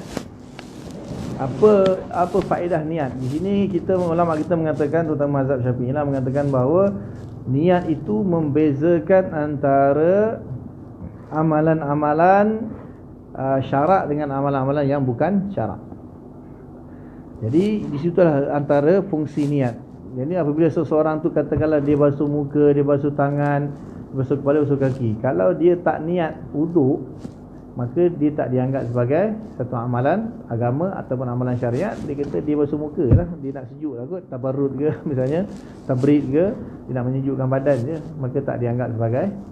Ataupun dia berdiri sekejap, lepas tu jaga dia tunduk-tunduk, lepas tu dia berdiri balik, lepas tu dia tunduk lagi sujud ke, kita kata dia senaman kot. Kita tak kata dia solat. Jadi niat itu yang membezakan antara amalan syarak dengan amalan yang bukan syarak. Itu yang pertama. Itu perlu kepada niat. Yang kedua, untuk membeza-bezakan antara amalan. Sebab kita ada amalan yang wajib, kita ada amalan yang sunat. Antara kita sembahyang 2 rakaat solat sunat dengan 2 rakaat solat wajib subuh misalnya, apa beza dia? Nasib baik mazhab Syafi'i ada kunut kan, nampak beza sikit. Habis yang mazhab yang tak ada kunut dah, apa bezanya solat 2 rakaat dengan solat subuh? Apa yang membezakan dia? Niat yang membezakan antara satu amalan yang fardu dan amalan yang sunat. Maka salah satu yang kedua fungsi niat itu adalah untuk membezakan martabat amalan. Fardu kena niat fardu, sunat ada maka tak perlu niat fardu. Dia sama ada disebut atau tak sebut, sunat itu tak apa, tapi kalau fardu kena sebut fardu, maka baru jadi sembahyang fardu. Kalau dia tak sebut, maka takkan jadi fardu, jadi sunat. Jadi fungsi niat yang kedua adalah untuk membezakan martabat amalan. Kemudian yang ketiga, untuk membezakan, mentakyinkan amalan-amalan, jenis-jenis amalan. Sebab zuhur dengan asar sama, betul? Zuhur dengan asar sama. Jadi nak bezakan antara zuhur dengan asar apa? Kalau kata waktu lain zuhur, habis tu kalau qada atau dia jamak, zuhur dengan asar dia buat jamak takhir atau jamak takdim. So apa yang nak membezakan antara solat zuhur dengan solat asar? Kalau dia tak kasar lah, kalau dia kasar sama-sama jadi 2, dah sama pula dengan subuh pula dah. Jadi untuk mentakyinkan sesuatu amalan, iaitu maknanya kalau solat zuhur kena ditakyinkan sebagai solat zuhur, kalau asar kena ditakyinkan sebagai solat asar. Itu membezakan antara solat zuhur dan solat asar, walaupun secara kita tengok secara bacaan dan secara perbuatan sama. Maka niat yang ketiga adalah untuk membezakan jenis-jenis amalan. Kemudian ada niat yang lain lagi dari sudut-sudut yang lain, iaitu seperti untuk mendapatkan pahala misalnya. Jadi ada orang berniat buat kerana Allah Subhanahu Wa Taala. Ini pembahasan lain lah, diterima atau tidaknya amalan. Mungkin dia semayang, niat dia bukan kerana Allah Taala, niat kerana nak menunjuk-nunjuk kerana, ataupun dia semayang kerana dia sedekah ke, dia baca Quran, niat untuk menunjukkan, maka di situ tidak akan dapat pahala. Walaupun di sini tidaklah menggugur membatalkan amalan dia, tetapi menggugurkan pahala ataupun penerimaan amalan dia. Sekiranya dia berniat, dia tidak meniatkan semata-mata kerana Allah Subhanahu Wa Taala, walaupun lafaz tersebut tidak diwajibkan disebutkan dalam niat, cuma disunatkan lillahi ta'ala tu kan. Jadi contohnya kalau niat solat kan, usolli fardhu zuhri 4 rakaatin makmuman, lillahi ta'ala, itu kan lillahi ta'ala itu adalah sunat saja dilintaskan dalam hati. Tetapi yang dituntut itu memang kita buat amalan tu niatnya untuk Allah Ta'ala, supaya diterima oleh Allah Ta'ala dan diberi pahala. Masyhur kan hadis orang yang buat amalan bukan kerana Allah ditolak, bahkan boleh menyebabkan masuk neraka. Bahayanya buat satu amalan bukan kerana Allah, kerana manusia lah.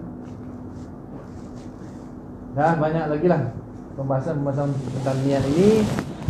Ada lagi cabang-cabang perbahasan dia. Contohnya, boleh atau tidak menggabungkan niat.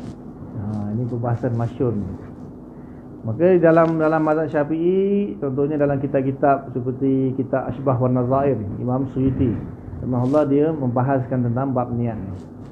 Jadi ada amalan-amalan yang kita boleh gabungkan niat dia, dan ada amalan-amalan yang tidak boleh kita gabung niat dia.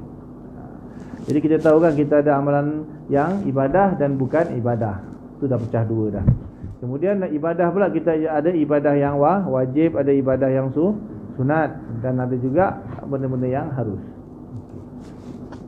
Boleh ke tak boleh seseorang itu dia menggabungkan dua niat yang wajib dalam satu amalan. Maka pembahasan detail dalam kitab-kitab fiqh lah. Ada amalan-amalan yang kita boleh menggabungkan niat yang wajib, tetapi ada amalan yang tidak boleh.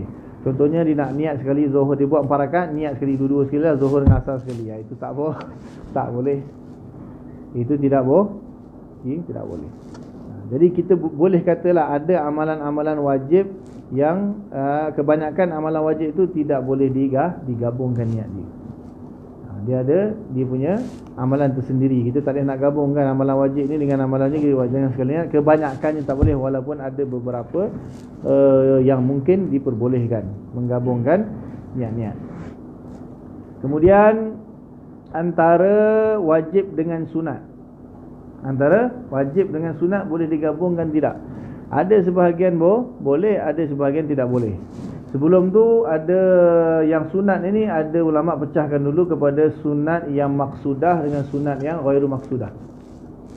Maksudnya sunat yang ditentukan, yang dimaksudkan, dan ada yang sunat yang tidak dimaksudkan ataupun tidak ditentukan. Maknanya umum lah. Jadi contoh-contoh sunat yang ditentukan seperti qabliyah, ba'diyah. Solat qabliyah, ba'diyah misalnya, solat witir misalnya. Itu adalah kategori sunat yang maksudah. Maka tidak boleh digabungkan dengan amalan wajib, niat wajib. Contohnya kita ada kan, contohnya kalau orang tu nak semayang qabliyah zuhur, dia nak niat sekali dengan zuhur sekali, maka tak boleh. Tapi kalau sunat-sunat yang ghairu maksudah, maka boleh menggabungkan niat dengan amalan fardu. Contohnya dia semayang zuhur dengan dia niat tahiyatul masjid sekali, tak boleh. Ataupun dia semayang zuhur dengan dia niat nak semayang hajat sekali, boleh, tak ada masalah. Sebab itu bukan maksudah, itu ghairu maksudah. Sebab Nabi kata dalam hadis, barang siapa yang masuk masjid ada dia solat 2 rakaat.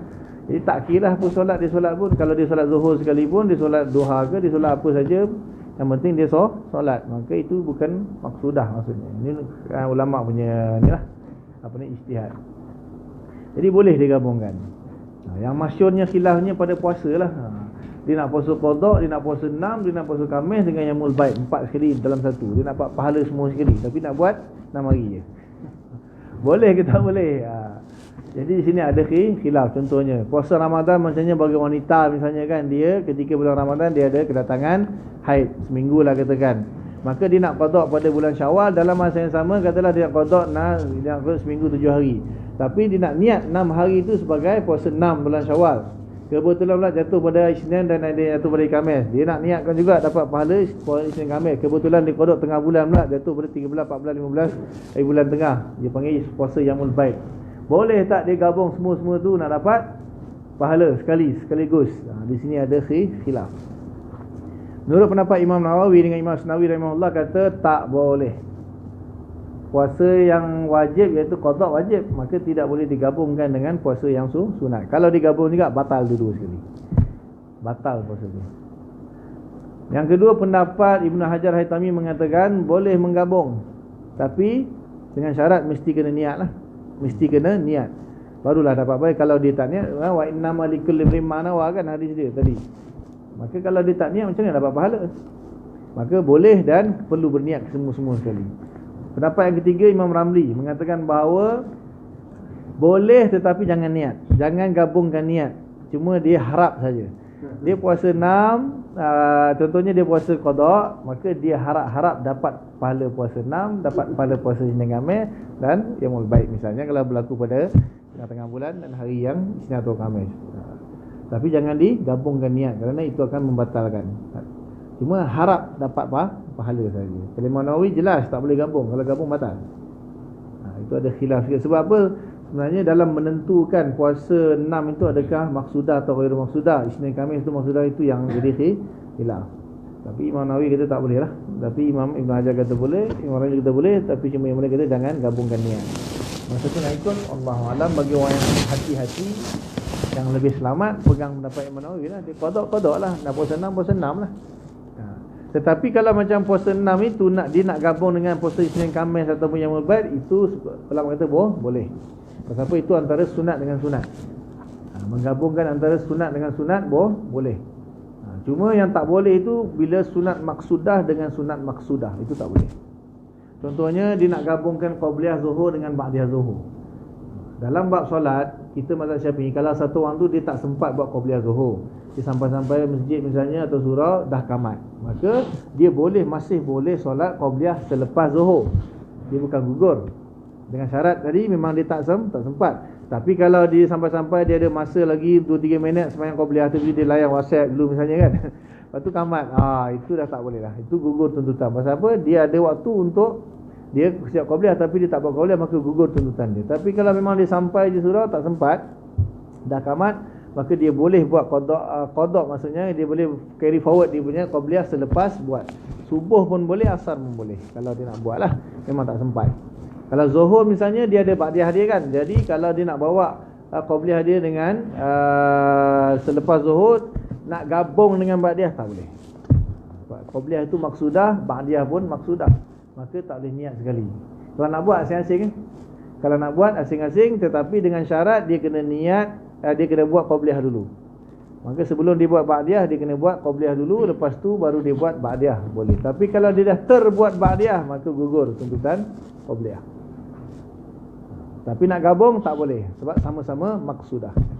Tapi kalau sunat maksudah dengan sunat ghairu maksudah, contohnya dia nak sembahyang qabliyah dengan sembahyang tahiyatul masjid, boleh digabung. Atau dia nak sembahyang ba'diyah zuhur dengan hajat sekali atau istiqarah sekali, dia nak gabung, boleh, tak ada masalah. Menggabungkan niat amalan sunat maksudah dengan ghairu maksudah boleh. Apatah lagi ghairu maksudah dengan ghairu maksudah boleh. Dan ulama kata boleh juga menggabungkan yang bukan ibadah dengan ibadah. Contohnya satu orang puasa dengan niat diet. Dia puasa sunat atau niat diet, ataupun dia puasa Ramadan niat diet, niat pantang, niat nak jaga makan apa semua, boleh, tak ada masalah. Itu sedikit sebanyak membaca tentang niat yang ada kaitannya dengan ibadah. Puasa niat untuk teruskan kan boleh? Boleh, tak ada masalah. Tapi kalau ni nak kata aku hebat puasa tak boleh lah. Itu dari sudut lain, dari segi penerimaan ataupun pahala dia hilang. Dia gabung banyak niat sekali ya. Sebanyak mana niat yang boleh, yang dibenarkan oleh syarak untuk kita gabungkanlah. Contohnya satu orang dia pergi masjid kan, maka dia pergi masjid yang pertama dia niat nak tegakkan syiar Islam, niat untuk menunaikan kewajipan solat, niat untuk menziarahi masjid, niat untuk tikar dalam masjid, niat untuk bersilaturahim dengan orang masjid, niat untuk beri salam kepada orang masjid, niat untuk baca Quran, niat untuk apa lagi. Niatlah sebanyak mana yang boleh. Niat je. Kalau tak jadi buat pun dapat pahala. Kalau berkaitan dunia boleh tak? Niat pergi masjid nak jadi kaya boleh? Niat pergi masjid nak jadi kaya. Jadi kaya tu Islam tak larang. Cuma takut nanti dia dapat kaya, dia tak dapat yang lain. Itulah. Boleh lah. Boleh, tak ada masalah. Contohnya orang kan sembahyang duha, baca waqiah kan, baca sebab pun dia nakkan kata kelapangan dalam harta lah kan. Tak ada masalah sebab memang dah dia punya amalan itu pun dah menekankan ke arah tu kan. Orang siapa yang jaga solat duha 4 rakaat di awal hari, mudahkan segala urusan, hadis riwayat Abu Daud. Dan siapa yang baca surah waqiah tiap malam tidak akan dilanda kemiskinan atau kebuluran. Maknanya sebaliknya dia senang lah. Dengan niat tu dapat pahala juga ya. Berganda juga lah maksudnya. Dengan banyak niat tu pahala pun berganda juga. Satu faedah daripada apa yang dijanjikan lah. Satu lagi pahala amalan tersebut. Niat tu ada pahala. Niat banyak tu. Berniat sahaja satu pahala. Kalau tak buat lah. Man hamma, kan ada hadis nanti kan ada. Barang siapa yang hamma bermaksud niat di sinilah. Bihasanatin walam ya'malha. Kutibat lahu ajrun wahidah. Barang siapa yang berniat dengan satu amalan tapi dia tak buat, dia dapat satu pahala. Dia niat, dia niat nak solat misalnya, solat sunat kan, dia nak niat tahajud tapi dia tak bangun, maka dapatlah satu pahala. Tapi bila ketika dia dah bangun tahajud, niat dia dengan dia sembahyang tahajud, kalau untuk kerana dia dapat tu, dapat ni, dapat tu, dapat ni, dapat tu, maka segala apa yang dia niatkan, tengoklah kalau Allah memang dah ditakdirkan untuk dia dapat di dunia, dia dapatlah di dunia. Kalau tak dapat di dunia, dapat di akhirat. Pasal ada zikir tahlil makhluk tarik Ahmadiyah tu, la ilaha illallah Muhammadur Rasulullah fi kulli lamhatin wa nafsin ada dalam Allah. Dia disebut kali je, tapi dia dah niat dah sepanjang la ilaha illallah fi kulli lamhatin wa nafsin adadama wasi'ahu ilmullah. Sebanyak ilmu Allah yang tak. Maksudnya dia dapat dengan niat itu lain dapat banyak kan. Jadi dia perlu sebut sekali je, tu tak payah sebut dah semua hidup kan. Dia dengan niat dia itu. Jumlah pahala yang kita masyurkan dalam hadis, setiap amalan tu digandakan minimum 10, kemudian maksimum dia 700,000 dan bighairi hisab, yang tidak ada tahu gandaan melainkan Allah Ta'ala. Itu terpulang lah. Maknanya sebenarnya mereka buat amalan itu, zikir tersebut, sebenarnya dia nak cuba nak memperbesarkan pahala dia.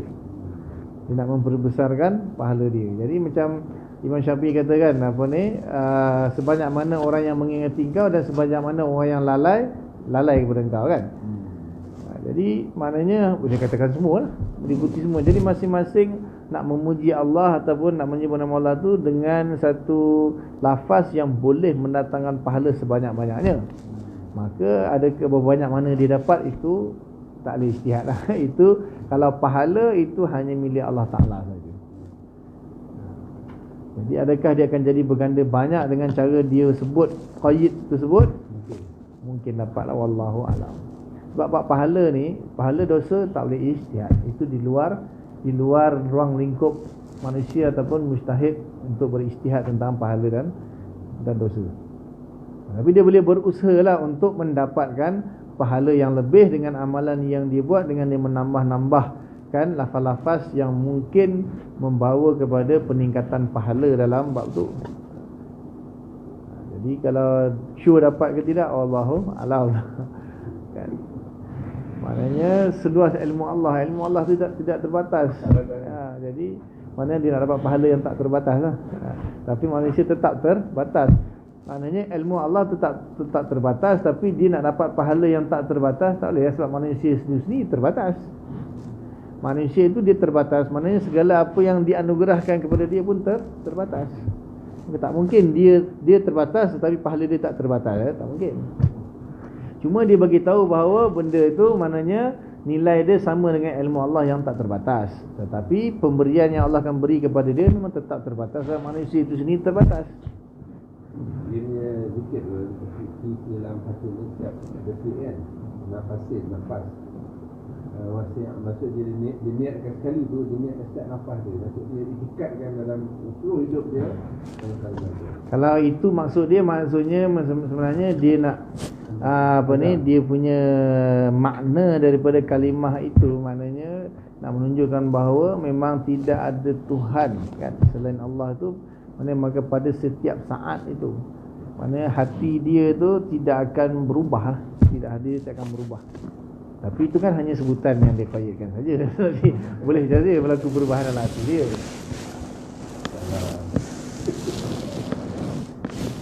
Okey, itu bab niat.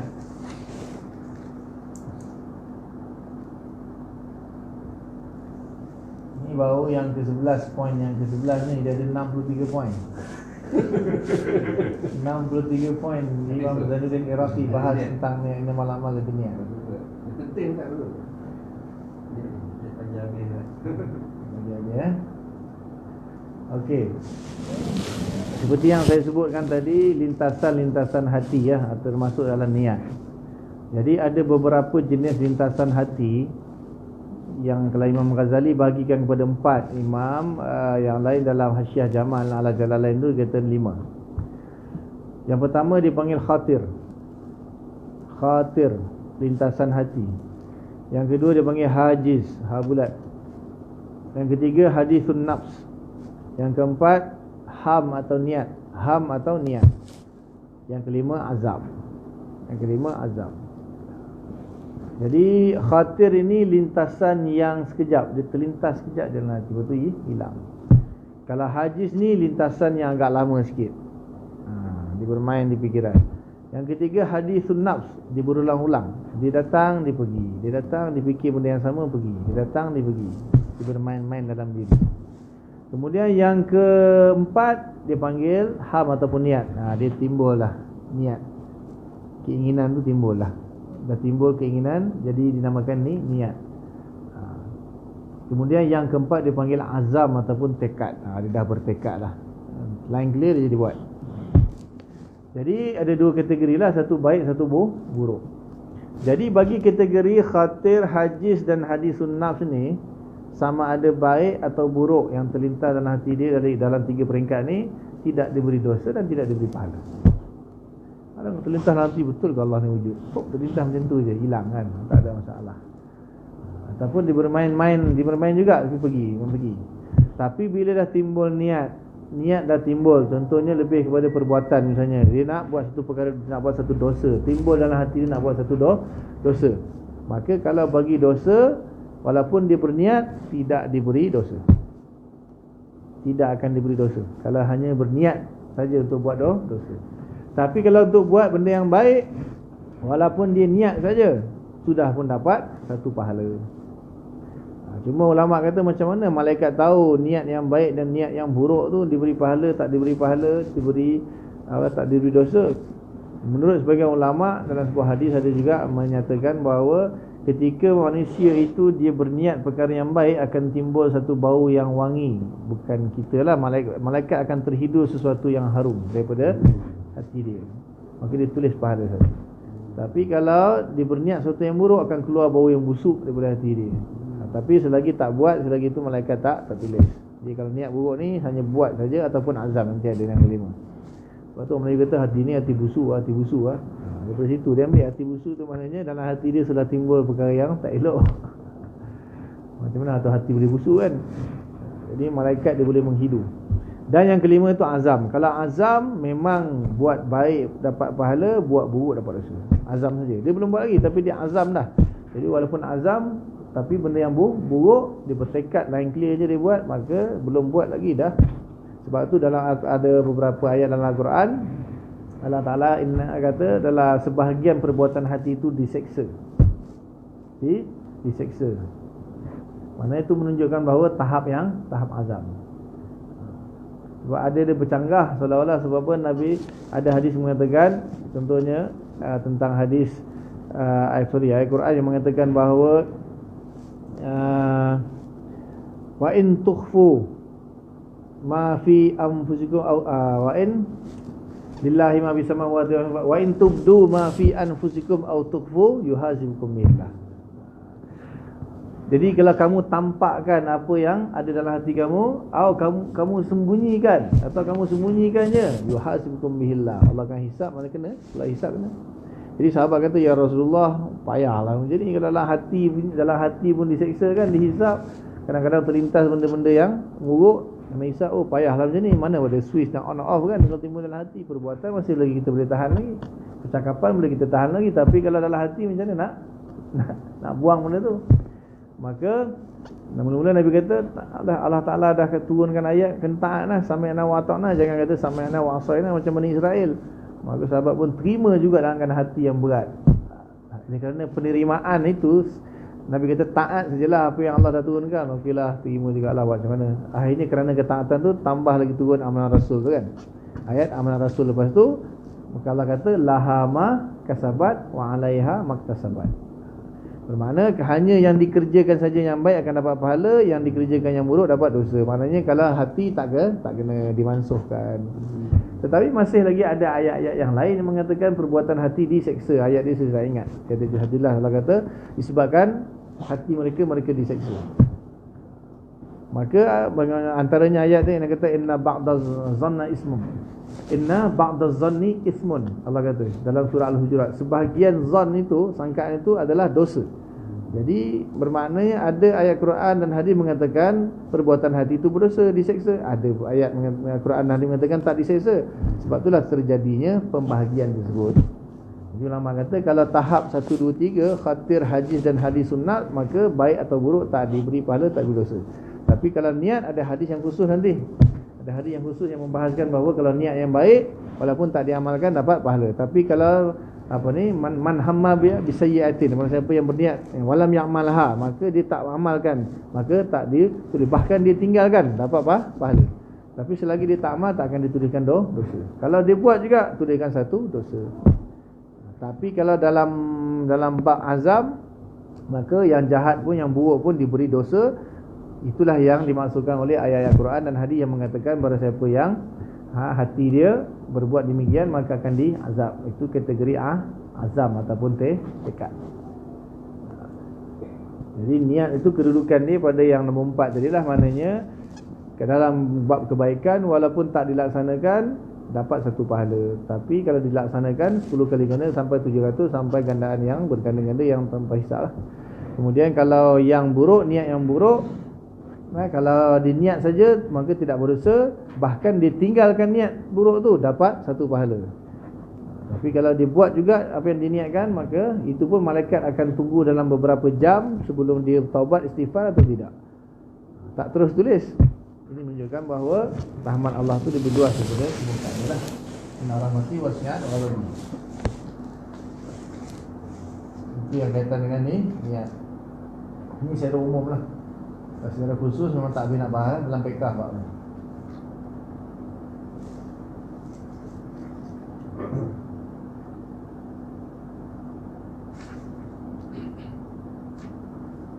Kemudian hadis ini yang seterusnya itu contohlah yang diberikan, iaitu barang siapa yang berhijrah kan, man kana hijratuhu ila Allah wa rasulihi fa hijratuhu ila Allah wa rasulihi. Barang siapa yang berhijrah kerana Allah dan Rasul, maka hijrah itu dianggap kerana Allah dan kerana Rasul, maknanya diberi pahala lah. Jadi bermakna hijrah di sini ada pembahasan jugalah, hijrah, tentang hijrah ulama membahas banyak apa tu hijrah di sini. Jadi ada hijrah yang bermakna umum, ada hijrah yang bermakna khusus. Adakah hijrah yang bermakna secara bahasa meninggalkan. Hajara tu maknanya meninggalkan. Hijrah tu bermakna meninggalkan dan beralih kepada sesuatu yang lain. Secara bahasa lah. Kalau secara syariat maknanya hijrah itu berarti meninggalkan, dalam konteks ni lah, meninggalkan negara kafir menuju kepada negara Islam untuk menyelamatkan iman. Yang dimaksudkan hijrah di sini, mana Nabi berhijrah ke Madinah tu kan, mana memerintahkan sahabat-sahabat untuk berhijrah ke Madinah, itu meninggalkan negara Mekah kerana di situ kan tak dapat nak menegakkan Islam, diseksa dan sebagainya lah, maka berhijrah ke Madinah untuk menyelamatkan iman. Maka perintah dia wajib ketika itulah. Maka tiba-tiba ada satu orang tu dia berhijrah bukan kerana itu, kerana nak kahwin dengan satu orang perempuan namanya Umm Qais. Maka dijadikan hadis ini hadis hijrah Umm Qais, maknanya dia berhijrah kerana nak kahwin dengan perempuan tu. Maka itulah dia warisnya hadis ini disebabkan dia lah. Walaupun tak disebutlah nama dia siapa. Maka ditegur, maknanya ada sahabat yang berhijrah bukan kerana Allah, kerana itu, tapi kerana di dunia yusibuha awi mra'atin yankihuha. Maka dia hijrah tu semata-mata kerana nak kahwin dengan perempuan tu. Maka fa hijratuhu ila ma hajara ilaih, maka hijrahnya itu adalah apa yang dia niatkan. Tak dapat apa-apa lah, dapat kahwin dengan perempuan tu je. Tapi bukan bermakna di sini hadis itu melarang seseorang itu berhijrah untuk mengahwini seorang perempuan. Itu tak melarang. Boleh saja kan, ada orang tu dia duduk jauh, duduk PJ sana kan, dia dapat calon di Si Kemangan. Akhirnya aku jaga Community Center ni, boleh juga kan hijrah sini, kahwin sini terus, senang sikit daripada pulang balik jauh-jauh. Boleh dia berhijrah kerana nak kahwin. Ini maknanya hijrah yang diarahkan oleh Allah dan Rasul itu hijrah dari Mekah dan Madinah semata-mata nak kerana menyelamatkan iman. Tapi dia niat dia lain, maka ditegurlah itu. Kemudian dalam erti kata yang lain yang lebih luas lagi, lebih umum, itu hijrah itu ialah meninggalkan apa-apa yang dilarang oleh Allah Subhanahu Wa Taala. Itu makna hijrah yang umum. Maknanya apabila seseorang tu dia meninggalkan segala perkara yang dilarang oleh Allah Taala, maka dia dikatakan sudah pun berhijrah. Dalam syarah-syarah disebutkanlah, panjanglah tentang makna hijrah secara umum dan hijrah secara khusus. Jadi apabila seorang tu misalnya dia meninggalkan perkara-perkara yang biasa dia buat, dosa-dosa dia bertaubat dan dia beralih kepada amalan-amalan yang soleh, itu dikatakan sudah berhijrah. Dulu orang tu dia mungkin tak tutup aurat dengan sempurna, kemudian dia tutup, maka dia dikatakan berhijrah. Dulu dia tak solat, terus sekarang ni dia mula solat, maka dia dikatakan sudah berhijrah. Dulu dia sembahyang kat rumah dia, sekarang dia rajin pergi masjid, maka dia dikatakan sudah berhijrah. Maknanya apa saja yang dia berubah daripada satu keadaan maka dia dikatakan berhijrah. Itu ada hadis yang dikata al-muhajir man hajara ma nahallahu anhu. Orang yang berhijrah ni orang yang berhijrah daripada apa yang dilarang oleh Allah Subhanahu wa taala lah, meninggalkan apa yang telah dilarang oleh Allah Subhanahu wa taala. Itu maksud hijrah secara umum. Jadi luaslah kalau hijrah ni nak dibahaskan. Maknanya meninggalkan apa saja yang sebelum ni kepada sesuatu yang lebih baik daripadanya, dinamakan hijrah. Maknanya bukan saja yang buruk kepada yang baik kepada yang lebih baik, itu pun dikatakan berhijrah. Maknanya kita kena sentiasa berubah, bertambah baik, berhijrah dan meninggalkan yang sebelum-sebelum ni lah. Sebab apa, kita ni memang akan berhijrah satu masa ni, akan ke alam barzah, akan berhijrah ke alam mahsyar, ke alam sirat. Kita akan hijrah, tak berhenti hijrah ni. Cuma ulama mengatakan bahawa hijrah yang wajib tu ketika zaman Nabi itu setelah peristiwa Fatah Mekah itu, maka telah dimansuhkan perbuatan hijrah daripada Madinah ke daripada Mekah ke Madinah. Pasal apa? Nabi kata la hijrata ba'dal fathi, itu kan masyhur hadis tu. Maknanya tidak ada hijrah setelah pembukaan kota Mekah. Maksudnya itu khusus untuk orang beriman, orang-orang sahabat Nabi lah. Setelah pembukaan kota Mekah, maka tak wajiblah berhijrah ke Madinah. Maknanya Mekah pun sudah Islam, diislamkan oleh Nabi SAW. Tetapi hijrah-hijrah yang lain masih berlaku lah. Contohnya zaman sekarang ada orang yang dia tinggal di sebuah negara kafir, maka keimanan dia terancam. Maka dia wajib berhijrah ke negara Islam. Walaupun yang telah dimansuhkan setelah Fatah Mekah, tapi tak bermakna umum lah. Maknanya kalau lah satu orang tu dia mungkin duduk di Jerman ke, duduk di New Zealand ke, duduk di Christchurch tempat dia. Kalau dia risau dia punya keimanan dia terganggu, maka wajib hijrah, walaupun tanpa mahram bagi wanita. Itu hijrah yang wajib. Tapi dengan cerita sekarang 1000 orang masuk Islam lah, dibunuh 50 lah ganti 1000. Dia ada mengambil kaedah ni, dia letak kepada Palestin.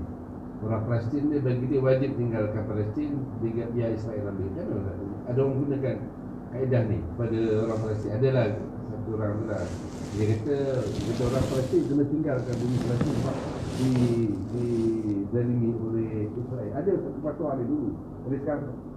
Jadi kena pendapat dia. Saya bukan mufti nak bagi pendapat ni.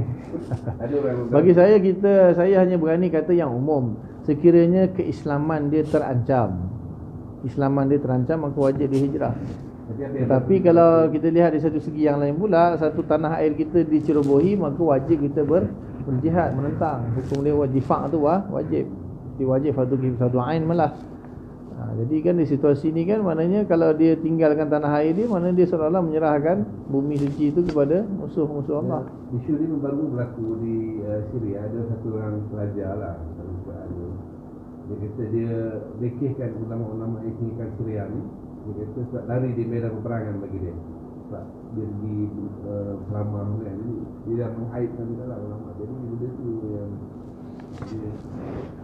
itu dalam kes tu wallahualam, dia memang dia kalau dalam kitabul jihad, dalam kitab fiqh kan dia ada bahas tu. Kewajipan jihad ini ada yang fardu ain, ada yang fardu kifayah.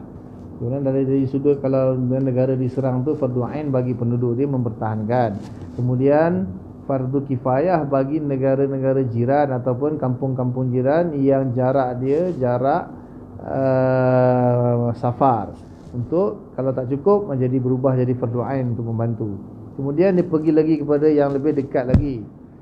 Dia tak adalah kalau macam tu, maknanya Palestin sekarang tengah kena perang, kita kuliah kat sini kita berdosa kerana tak bantu Palestin. Kalau macam tu satu dunia berdosa. Dia ada dia punya had batasan dia yang dari Syria ni apa yang berlaku. Banyak ulama pun tak setuju peperangan tu berlaku. Dia dah beri kehancuran di Syria ni. Jadi banyak ulama asyar Ramadan Muslim, Ramadan Putih pun dia tak setuju. Dia keluar fatwa memerangi Asad tu kan. Tapi negara dah hancur. Jadi memang mungkin dia terpaksa pindah lah. Tak ada terlalu kehancuran terlalu berat di Syria. Kalau dalam bab-bab yang macam tu, sebenarnya kita hanya mengetahui perkara tersebut melalui berita-berita saja kan.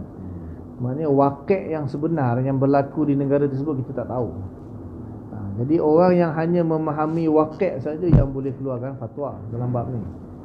Dan kita tengok daripada jauh, kita tengok daripada Facebook, berita-berita entah betul tidak tu, kita pun tak tahu apa yang sebenarnya berlaku di Syria, apa sebenarnya di Palestin, kita hanya dengar. Jadi yang berhak untuk mengeluarkan fatwa tu orang yang betul-betul faham waqi' di situ. Jadi dia keluarkan fatwa lah untuk waqi' yang berlaku di situ, sebab kita hanya boleh bagi pandangan-pandangan tanpa kita memahami keadaan yang sebenar, apa sebenarnya yang berlaku kan. Kemudian daripada kaedah yang paling kuliah itu, iaitu darul mafasid muqaddamu ala jalbil masalih, itu kena pegang betul. Menolak kefasadatan itu lebih diutamakan daripada mendatangkan kemaslahatan. Jadi mungkin kita kata ini datangkan satu maslahat yang baik, tetapi kita tahu kesan daripada dia mendatangkan fasad yang lebih besar, sebab kita tak faham waqi' di situ. Jadi kita hanya orang-orang luar ni lah yang jauh-jauh ni hanya boleh beri pandangan-pandangan tanpa dia mengetahui hakikat sebenar yang terjadi di situ, kita tak tahu. Bila zaman sekarang ni ada Al-Jazeera, dia memang hantar reporter dia ke sana. Memang reporter dia on site, dan reporter dia laporkan daripada tempat tu. Reporter dia memang berani mati lah. Dia tunjuk, dia banyak interview, jadi memang kancuran yang berdekat lah di Syria. Jadi mereka terpaksa tinggalkan tanah yang itu. Jadi maknanya kalau antara maslahat dengan fasad tadi, kalau dapat diukur, maka daripada situlah biasanya orang keluarkan fatwa di situ. Maknanya dari satu sudut mungkin nak datangkan kemaslahatan kan, tapi dari sudut yang lain mungkin fasad yang lebih besar terjadi, maka itu yang lebih diutamakan lah. Dan yang paling basic sekali, keimanan tu kena jaga.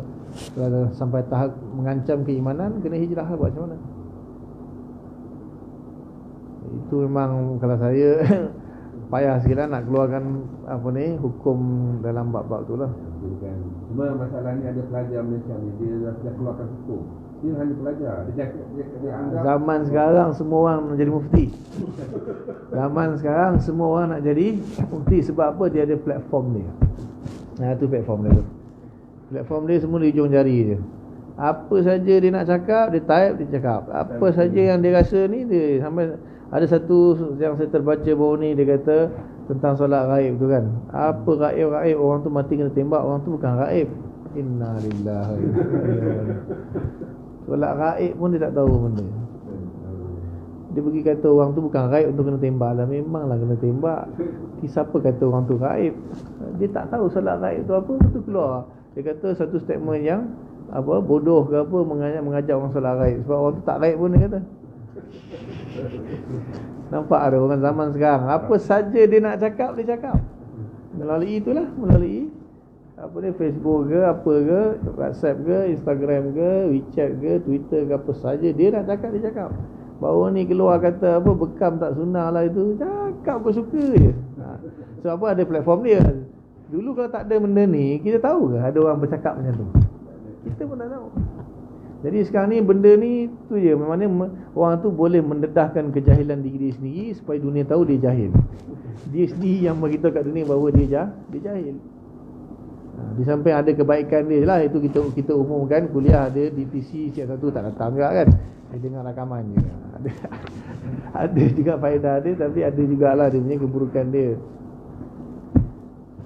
Wallahualam. Nak masuk kitab hadis, kitabul iman bulan depan lah kot. Itu lagi panjang bahasa dia sebenarnya. Jadi Ustaz terangkan sikit pasal niat untuk kita sedekahkan pahala. Okey.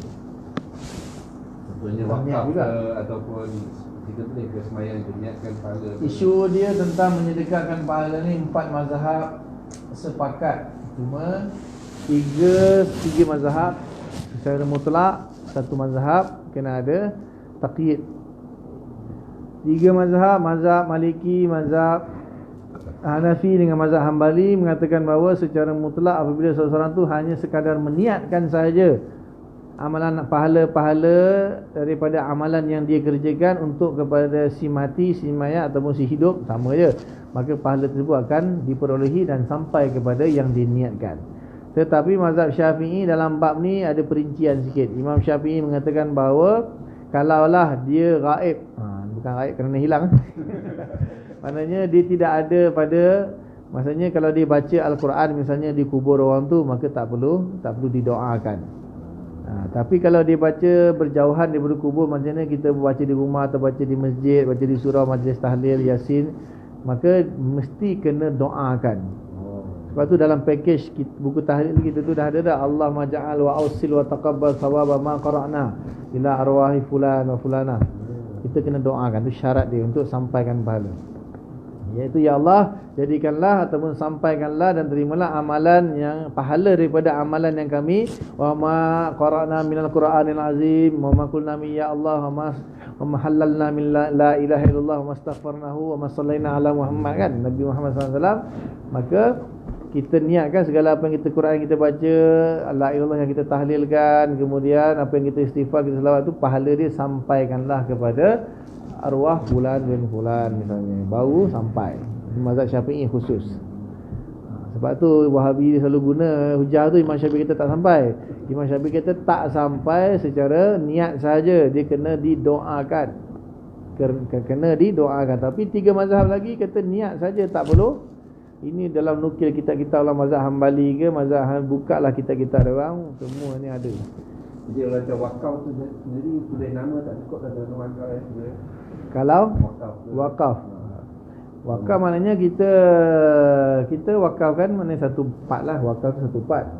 Kemudian lepas tu ya Allah baru kita doa. Kita sendiri kita doa bahasa Melayu. Mula ya Allah, kalau kau terima pahala wakaf aku ini, maka pahala ni aku sedekahkan kepada kedua ibu bapa aku, ya Allah. Doa. Mazhab Syafi'i kena doa.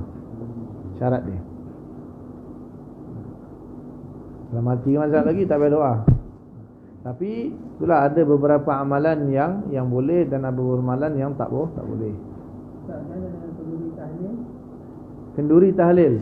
Kenduri tahlil itu package kepada majlis tahlil, itulah. Maknanya setelah dia pahala membaca ayat-ayat Quran, zikir dan sebagainya, ditambah lagi dengan pahala menjamu orang makan. Kan Islam suruh kita it'amut ta'am, berilah orang makan. Jadi sebenarnya tuan rumah itu menjamu makan orang yang datang bertahlil, baca yasin ataupun zikir ataupun baca Quran lah dalam rumah dia itu. Kemudian dia menjamu makan, dan dia pun niat doa, ya Allah, pahala aku menjamu makan ini aku sedekahkan kepada arwah fulan bin fulan. Sebab tu kena ada ilmu. Walaupun nak buat tahlil bukan main buat je. Tapi ada beberapa perkara yang dilarang. Tidak boleh ambil daripada duit si mati, tak boleh, itu haram. Dia nak buat, nak jamu makan itu tak boleh ambil daripada harta waris si mati, tak boleh. Dia kena, sebab harta yang si mati itulah milik waris dia. Kecuali waris dia itu dah tahu hak dia dan dia gunakan bahagian dia, bukan bahagian orang lain, ataupun sepakat dia orang gunakan, bagi seorang sikit bahagian masing-masing, maka baru boleh. Terus ambil daripada harta, tak, itu yang haram, tak boleh. Lepas tu kena ada ilmu nak buat pun. Sama ada nak buat 7 hari, lepas tu tengoklah kan, okay, kalau dia buat 3 hari, katakanlah 1 hari punya pahala dengan 3 hari punya pahala dengan 7 hari punya pahala dengan 40 hari punya pahala, mana lagi banyak? Dia sebenarnya di situ isu dia sebanyak mana yang dia mampu untuk membuat amalan tersebut, dan sebanyak mana yang mampu. Kalau dia nak bagi makan lah kan, dia mampu, dia tak ambil daripada siapa, dengan duit dia kaya, dia buatlah sampai 1000 hari ke. Cuma bilangan-bilangan 3, 7, 40 itu memang ada keberkatan dia, ada keistimewaan dia. Kita tak menganggap itu satu sunnah pun. Kita kata hanya ada keistimewaan pada bilangan-bilangan hari tersebut kan. 3 ni kan bacaan dan solat kan 3 kali. 7 ni kan 7 betul langit, 7 betul bumi, 7 syurga. Kemudian 40 hari Nabi Musa bermunajat 40 hari, Nabi Yunus kena telahikan 40 hari, Nabi Ibrahim kena bakar 40 hari, orang tabligh keluar 40 hari, orang suluk bersuluk 40 hari. Ada kelebihan dia, maka dia orang buat kerana, tapi bukanlah menganggap itu satu sunnah. Tak ada waris pun Nabi. Cuma dia sajalah dia nak buat 8 hari boleh, nak buat 9 hari boleh, nak buat 2 hari boleh, nak buat 35 hari boleh. Tapi bilangan tu tak masyhur lah. Dia ada bilangan-bilangan yang masyhur, yang istimewa. Tapi kita tak boleh hatikat kata dia sunnah. Itu sebab tu kena ada ilmu. Memang kalau sebagian orang dia buat tanpa ilmu, dia ambil duit daripada harta waris, lepas tu dia kata ini sunnah, itu memang bidah. Itu memang haram. Tak boleh. Kita kena tahu dia ni haram salah kan. Kalau menuduh orang haram pun salah. Tapi kalau kita tak tahu dia buat tu atas niat apa, jangan terus pukul rata je ini semua bidah. Itu satu masalah lagi. Ada lagi soalan? Silakan. Cukup. Tak sebut tadi ada orang kita keluar tanpa mahram kan. Ha. Kalau perang dibolehkan kan. Mana tak ada musafir tu. Boleh tak dia jamak Wanita bermusafir. tanpa mahram? Okey. Hukum wanita bermusafir tanpa mahram. Pertama sekali kena tahu apa itu safar tu apa dia. Safar ada dua jenis, satu dipanggil safar qasir, yang kedua safar tawil. Safar qasir itu ialah keluar daripada sempadan mukim dan tidak melebihi 2 marhalah bagi mazhab Syafi'i dan 3 marhalah bagi mazhab Hanafi. 3 marhalah mazhab Hanafi. Dan safar tawil itu safar jarak jauh, ialah keluar daripada mukim dan jarak di antara sempadan mukim sampai tempat tujuan melebihi 2 marhalah, lebih kurang dia ada beberapa kaul, kita ambil yang tengah-tengah lebih kurang 90, 89, 90 km. Kalau 3 marhalah lebih kurang 135 km, lebih daripada itu. Itu dipanggil safar tawil, safar jarak jauh. Kalau qasir safar jarak dekat. Okey. Kalau sebagian ulama, contohnya Imam An-Nawawi mengatakan wanita untuk bersafar tanpa mahram maka mutlak dia haram, tak boleh. Safar maknanya safar tawil ke safar qasir, safar lebih-lebih lagi safar tawil lah, maka hukum dia haram wanita tu bersafar tanpa mahram. Kecuali di dalam beberapa pembahagian. Contohnya ada jenis safar yang wajib, ada jenis safar yang sunat, ada jenis safar yang harus. Safar yang wajib contohnya safar untuk mengerjakan haji dan umrah yang wajib bagi seorang wanita yang sudah cukup syarat dia. Dia semua dah cukup syarat dah wanita tersebut, tetapi dia tidak ada mahram, suami dia meninggal ke, atau dia belum tak kahwin lagi ke, atau macam mana ke, maka semua ulama Syafi'i mengatakan bahawa dia, sebahagian pendapat mengatakan gugur kewajipan dia. Gugur kewajipan dia, maka tak wajib haji. Maka istita'ah tu termasuk dalam istita'ah tak ada mahram, termasuk dalam istita'ah. Jadi dia tidak ada mahram, ataupun ada mahram tapi dia tak mahram, dia tak mampu nak teman dia, dan dia pun tak mampu nak support belanja, ataupun dia nak apa ni berpanggil payung lah dia punya mahram dia tu, sponsor mahram dia. Maka jadi tak wajib sebagian pendapat. Sebagian pendapat mengatakan boleh dia pergi berhaji kalau dia nak, dengan syarat dia pergi bersama dengan sekumpulan wanita yang siqah, seperti mana yang fatwa yang dipakai tabung haji ni lah, iaitu wanita yang tak ada mahram boleh dia pergi bersama dengan sekumpulan wanita yang siqah, yang jujur lah, maka boleh. Atas 45 tahun. Atas 45 tahun dia beri syarat lagi. Selain daripada itu, safar yang sunat misalnya tak boleh, sebab dia sunat nak lawan dengan haram tak mampu. Tadi wajib nak lawan dengan haram, maka di situ ada pertimbangan. Ulama kata boleh dengan beberapa pendapat ulama yang mengatakan sekumpulan wanita yang siqah, maka boleh. Tak apa, sebab safar tu safar wajib. Tapi kalau dia dah buat haji, dia dah buat umrah, maka dia nak hanya sekadar safar sunat saja, nak buat umrah sunat atau haji sunat tanpa mahram, tak boleh. Ini yang dalam mazhab Syafi'i, tak boleh. Walaupun mahram dia membenarkan tak boleh. Mahram dia pun berdosa. Mahram dia kena temankan lah. Jadi bukan tak boleh pergi. Contohnya satu orang wanita dia bekerja, dia terpaksa berkursus di Penang, terpaksa berkursus di Bedah. Lah suami hantar tu je. Suami bukan kena duduk sekali dengan dia perjalanan tu saja yang wajib bermahram. Bila dah sampai tak ada masalah. Contoh kita hantar anak kita pergi universiti, duduk lebih jauh, lebih 2 marhalah ataupun kurang 2 marhalah sekalipun, menurut pendapat Imam Nawawi lah secara mutlak, maka kita hantar. Bila dia dah sampai sana, dia duduk, tak apa, tak ada masalah. Itu bukan safar, perjalanan saja. Bukan tak boleh, suami kena korban. Macam anak-anak yang belajar ke Mesir Ustaz. Itulah sama je. Penantang ke Mesir. Sebab yang pertama, adakah safar dia tu wajib? Yang kedua, kalau safar tu wajib, kata alasan menuntut ilmu, apa kat Malaysia tak ada orang boleh mengajar dia? Bapak dia yang wajib ajar ilmu kat dia, fardu ain. Tapi itulah, ni saya berkata mazhab Syafi'i, pendapat Imam Nawawi. Ada satu pendapat lagi, dia kata safar yang tawil saja yang haram, yang tak boleh tanpa mahram. Tapi kalau safar qasir boleh, maknanya tak sampai 90 km boleh lagi wanita itu pergi safar tanpa mahram. Satu pendapat. Maknanya longgar sikit lah. Pendapat yang kedua ni, maknanya yang safar lebih 2 marhalah tu saja yang tak boleh wanita safar tanpa mahram. Kurang daripada mana boleh, maknanya dia pergi dalam Bugis Kemban ke KL Kemban, tak sampai hanya 60 km tu boleh. Jadi kalau anak belajar di lebih 20 marhalah, macam dia sekolah kat sana. Kita kena hantar lah. Kalau Kena hantar hantar. lepas tak boleh. Ha? Sepanjang perjalanan tu lah. Selagi tak sampai di tempat tujuan, selagi tu kena teman lah.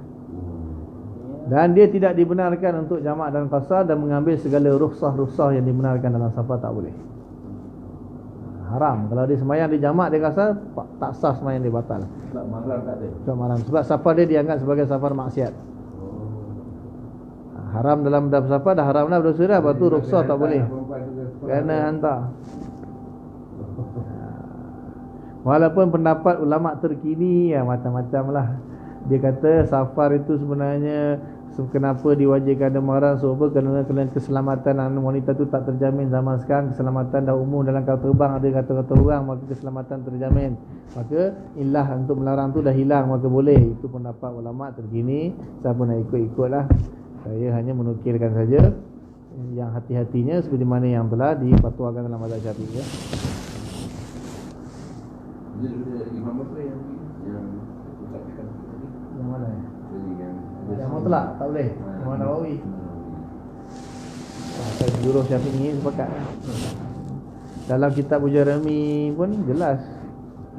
Kitab Mutakhirin pun jelas. Cukup? Cukup? Jadi setakat itu saja dulu untuk kali ini. Walaupun kita dapat bahas satu hadis je, tak apalah. InsyaAllah kita ada masa lagi untuk bulan depan insyaAllah. Jadi apa yang baik daripada Allah Ta'ala, apa yang tak baik kelemahan saya, minta ampun kepada Allah, minta maaf kepada tuan-tuan muslimin muslimat. Mudah-mudahan Allah beri taufik dan kita faham dan sampaikan. Dan kita tangguh majlis dengan kafarah majlis. Subhanallah bihamdika, nashhadu an la ilaha illa anta, nastaghfiruka wa natubu ilaik. Subhana rabbika rabbil izzati amma yasifun, wa salamun alal mursalin, walhamdulillahi rabbil alamin. Assalamualaikum warahmatullahi wabarakatuh.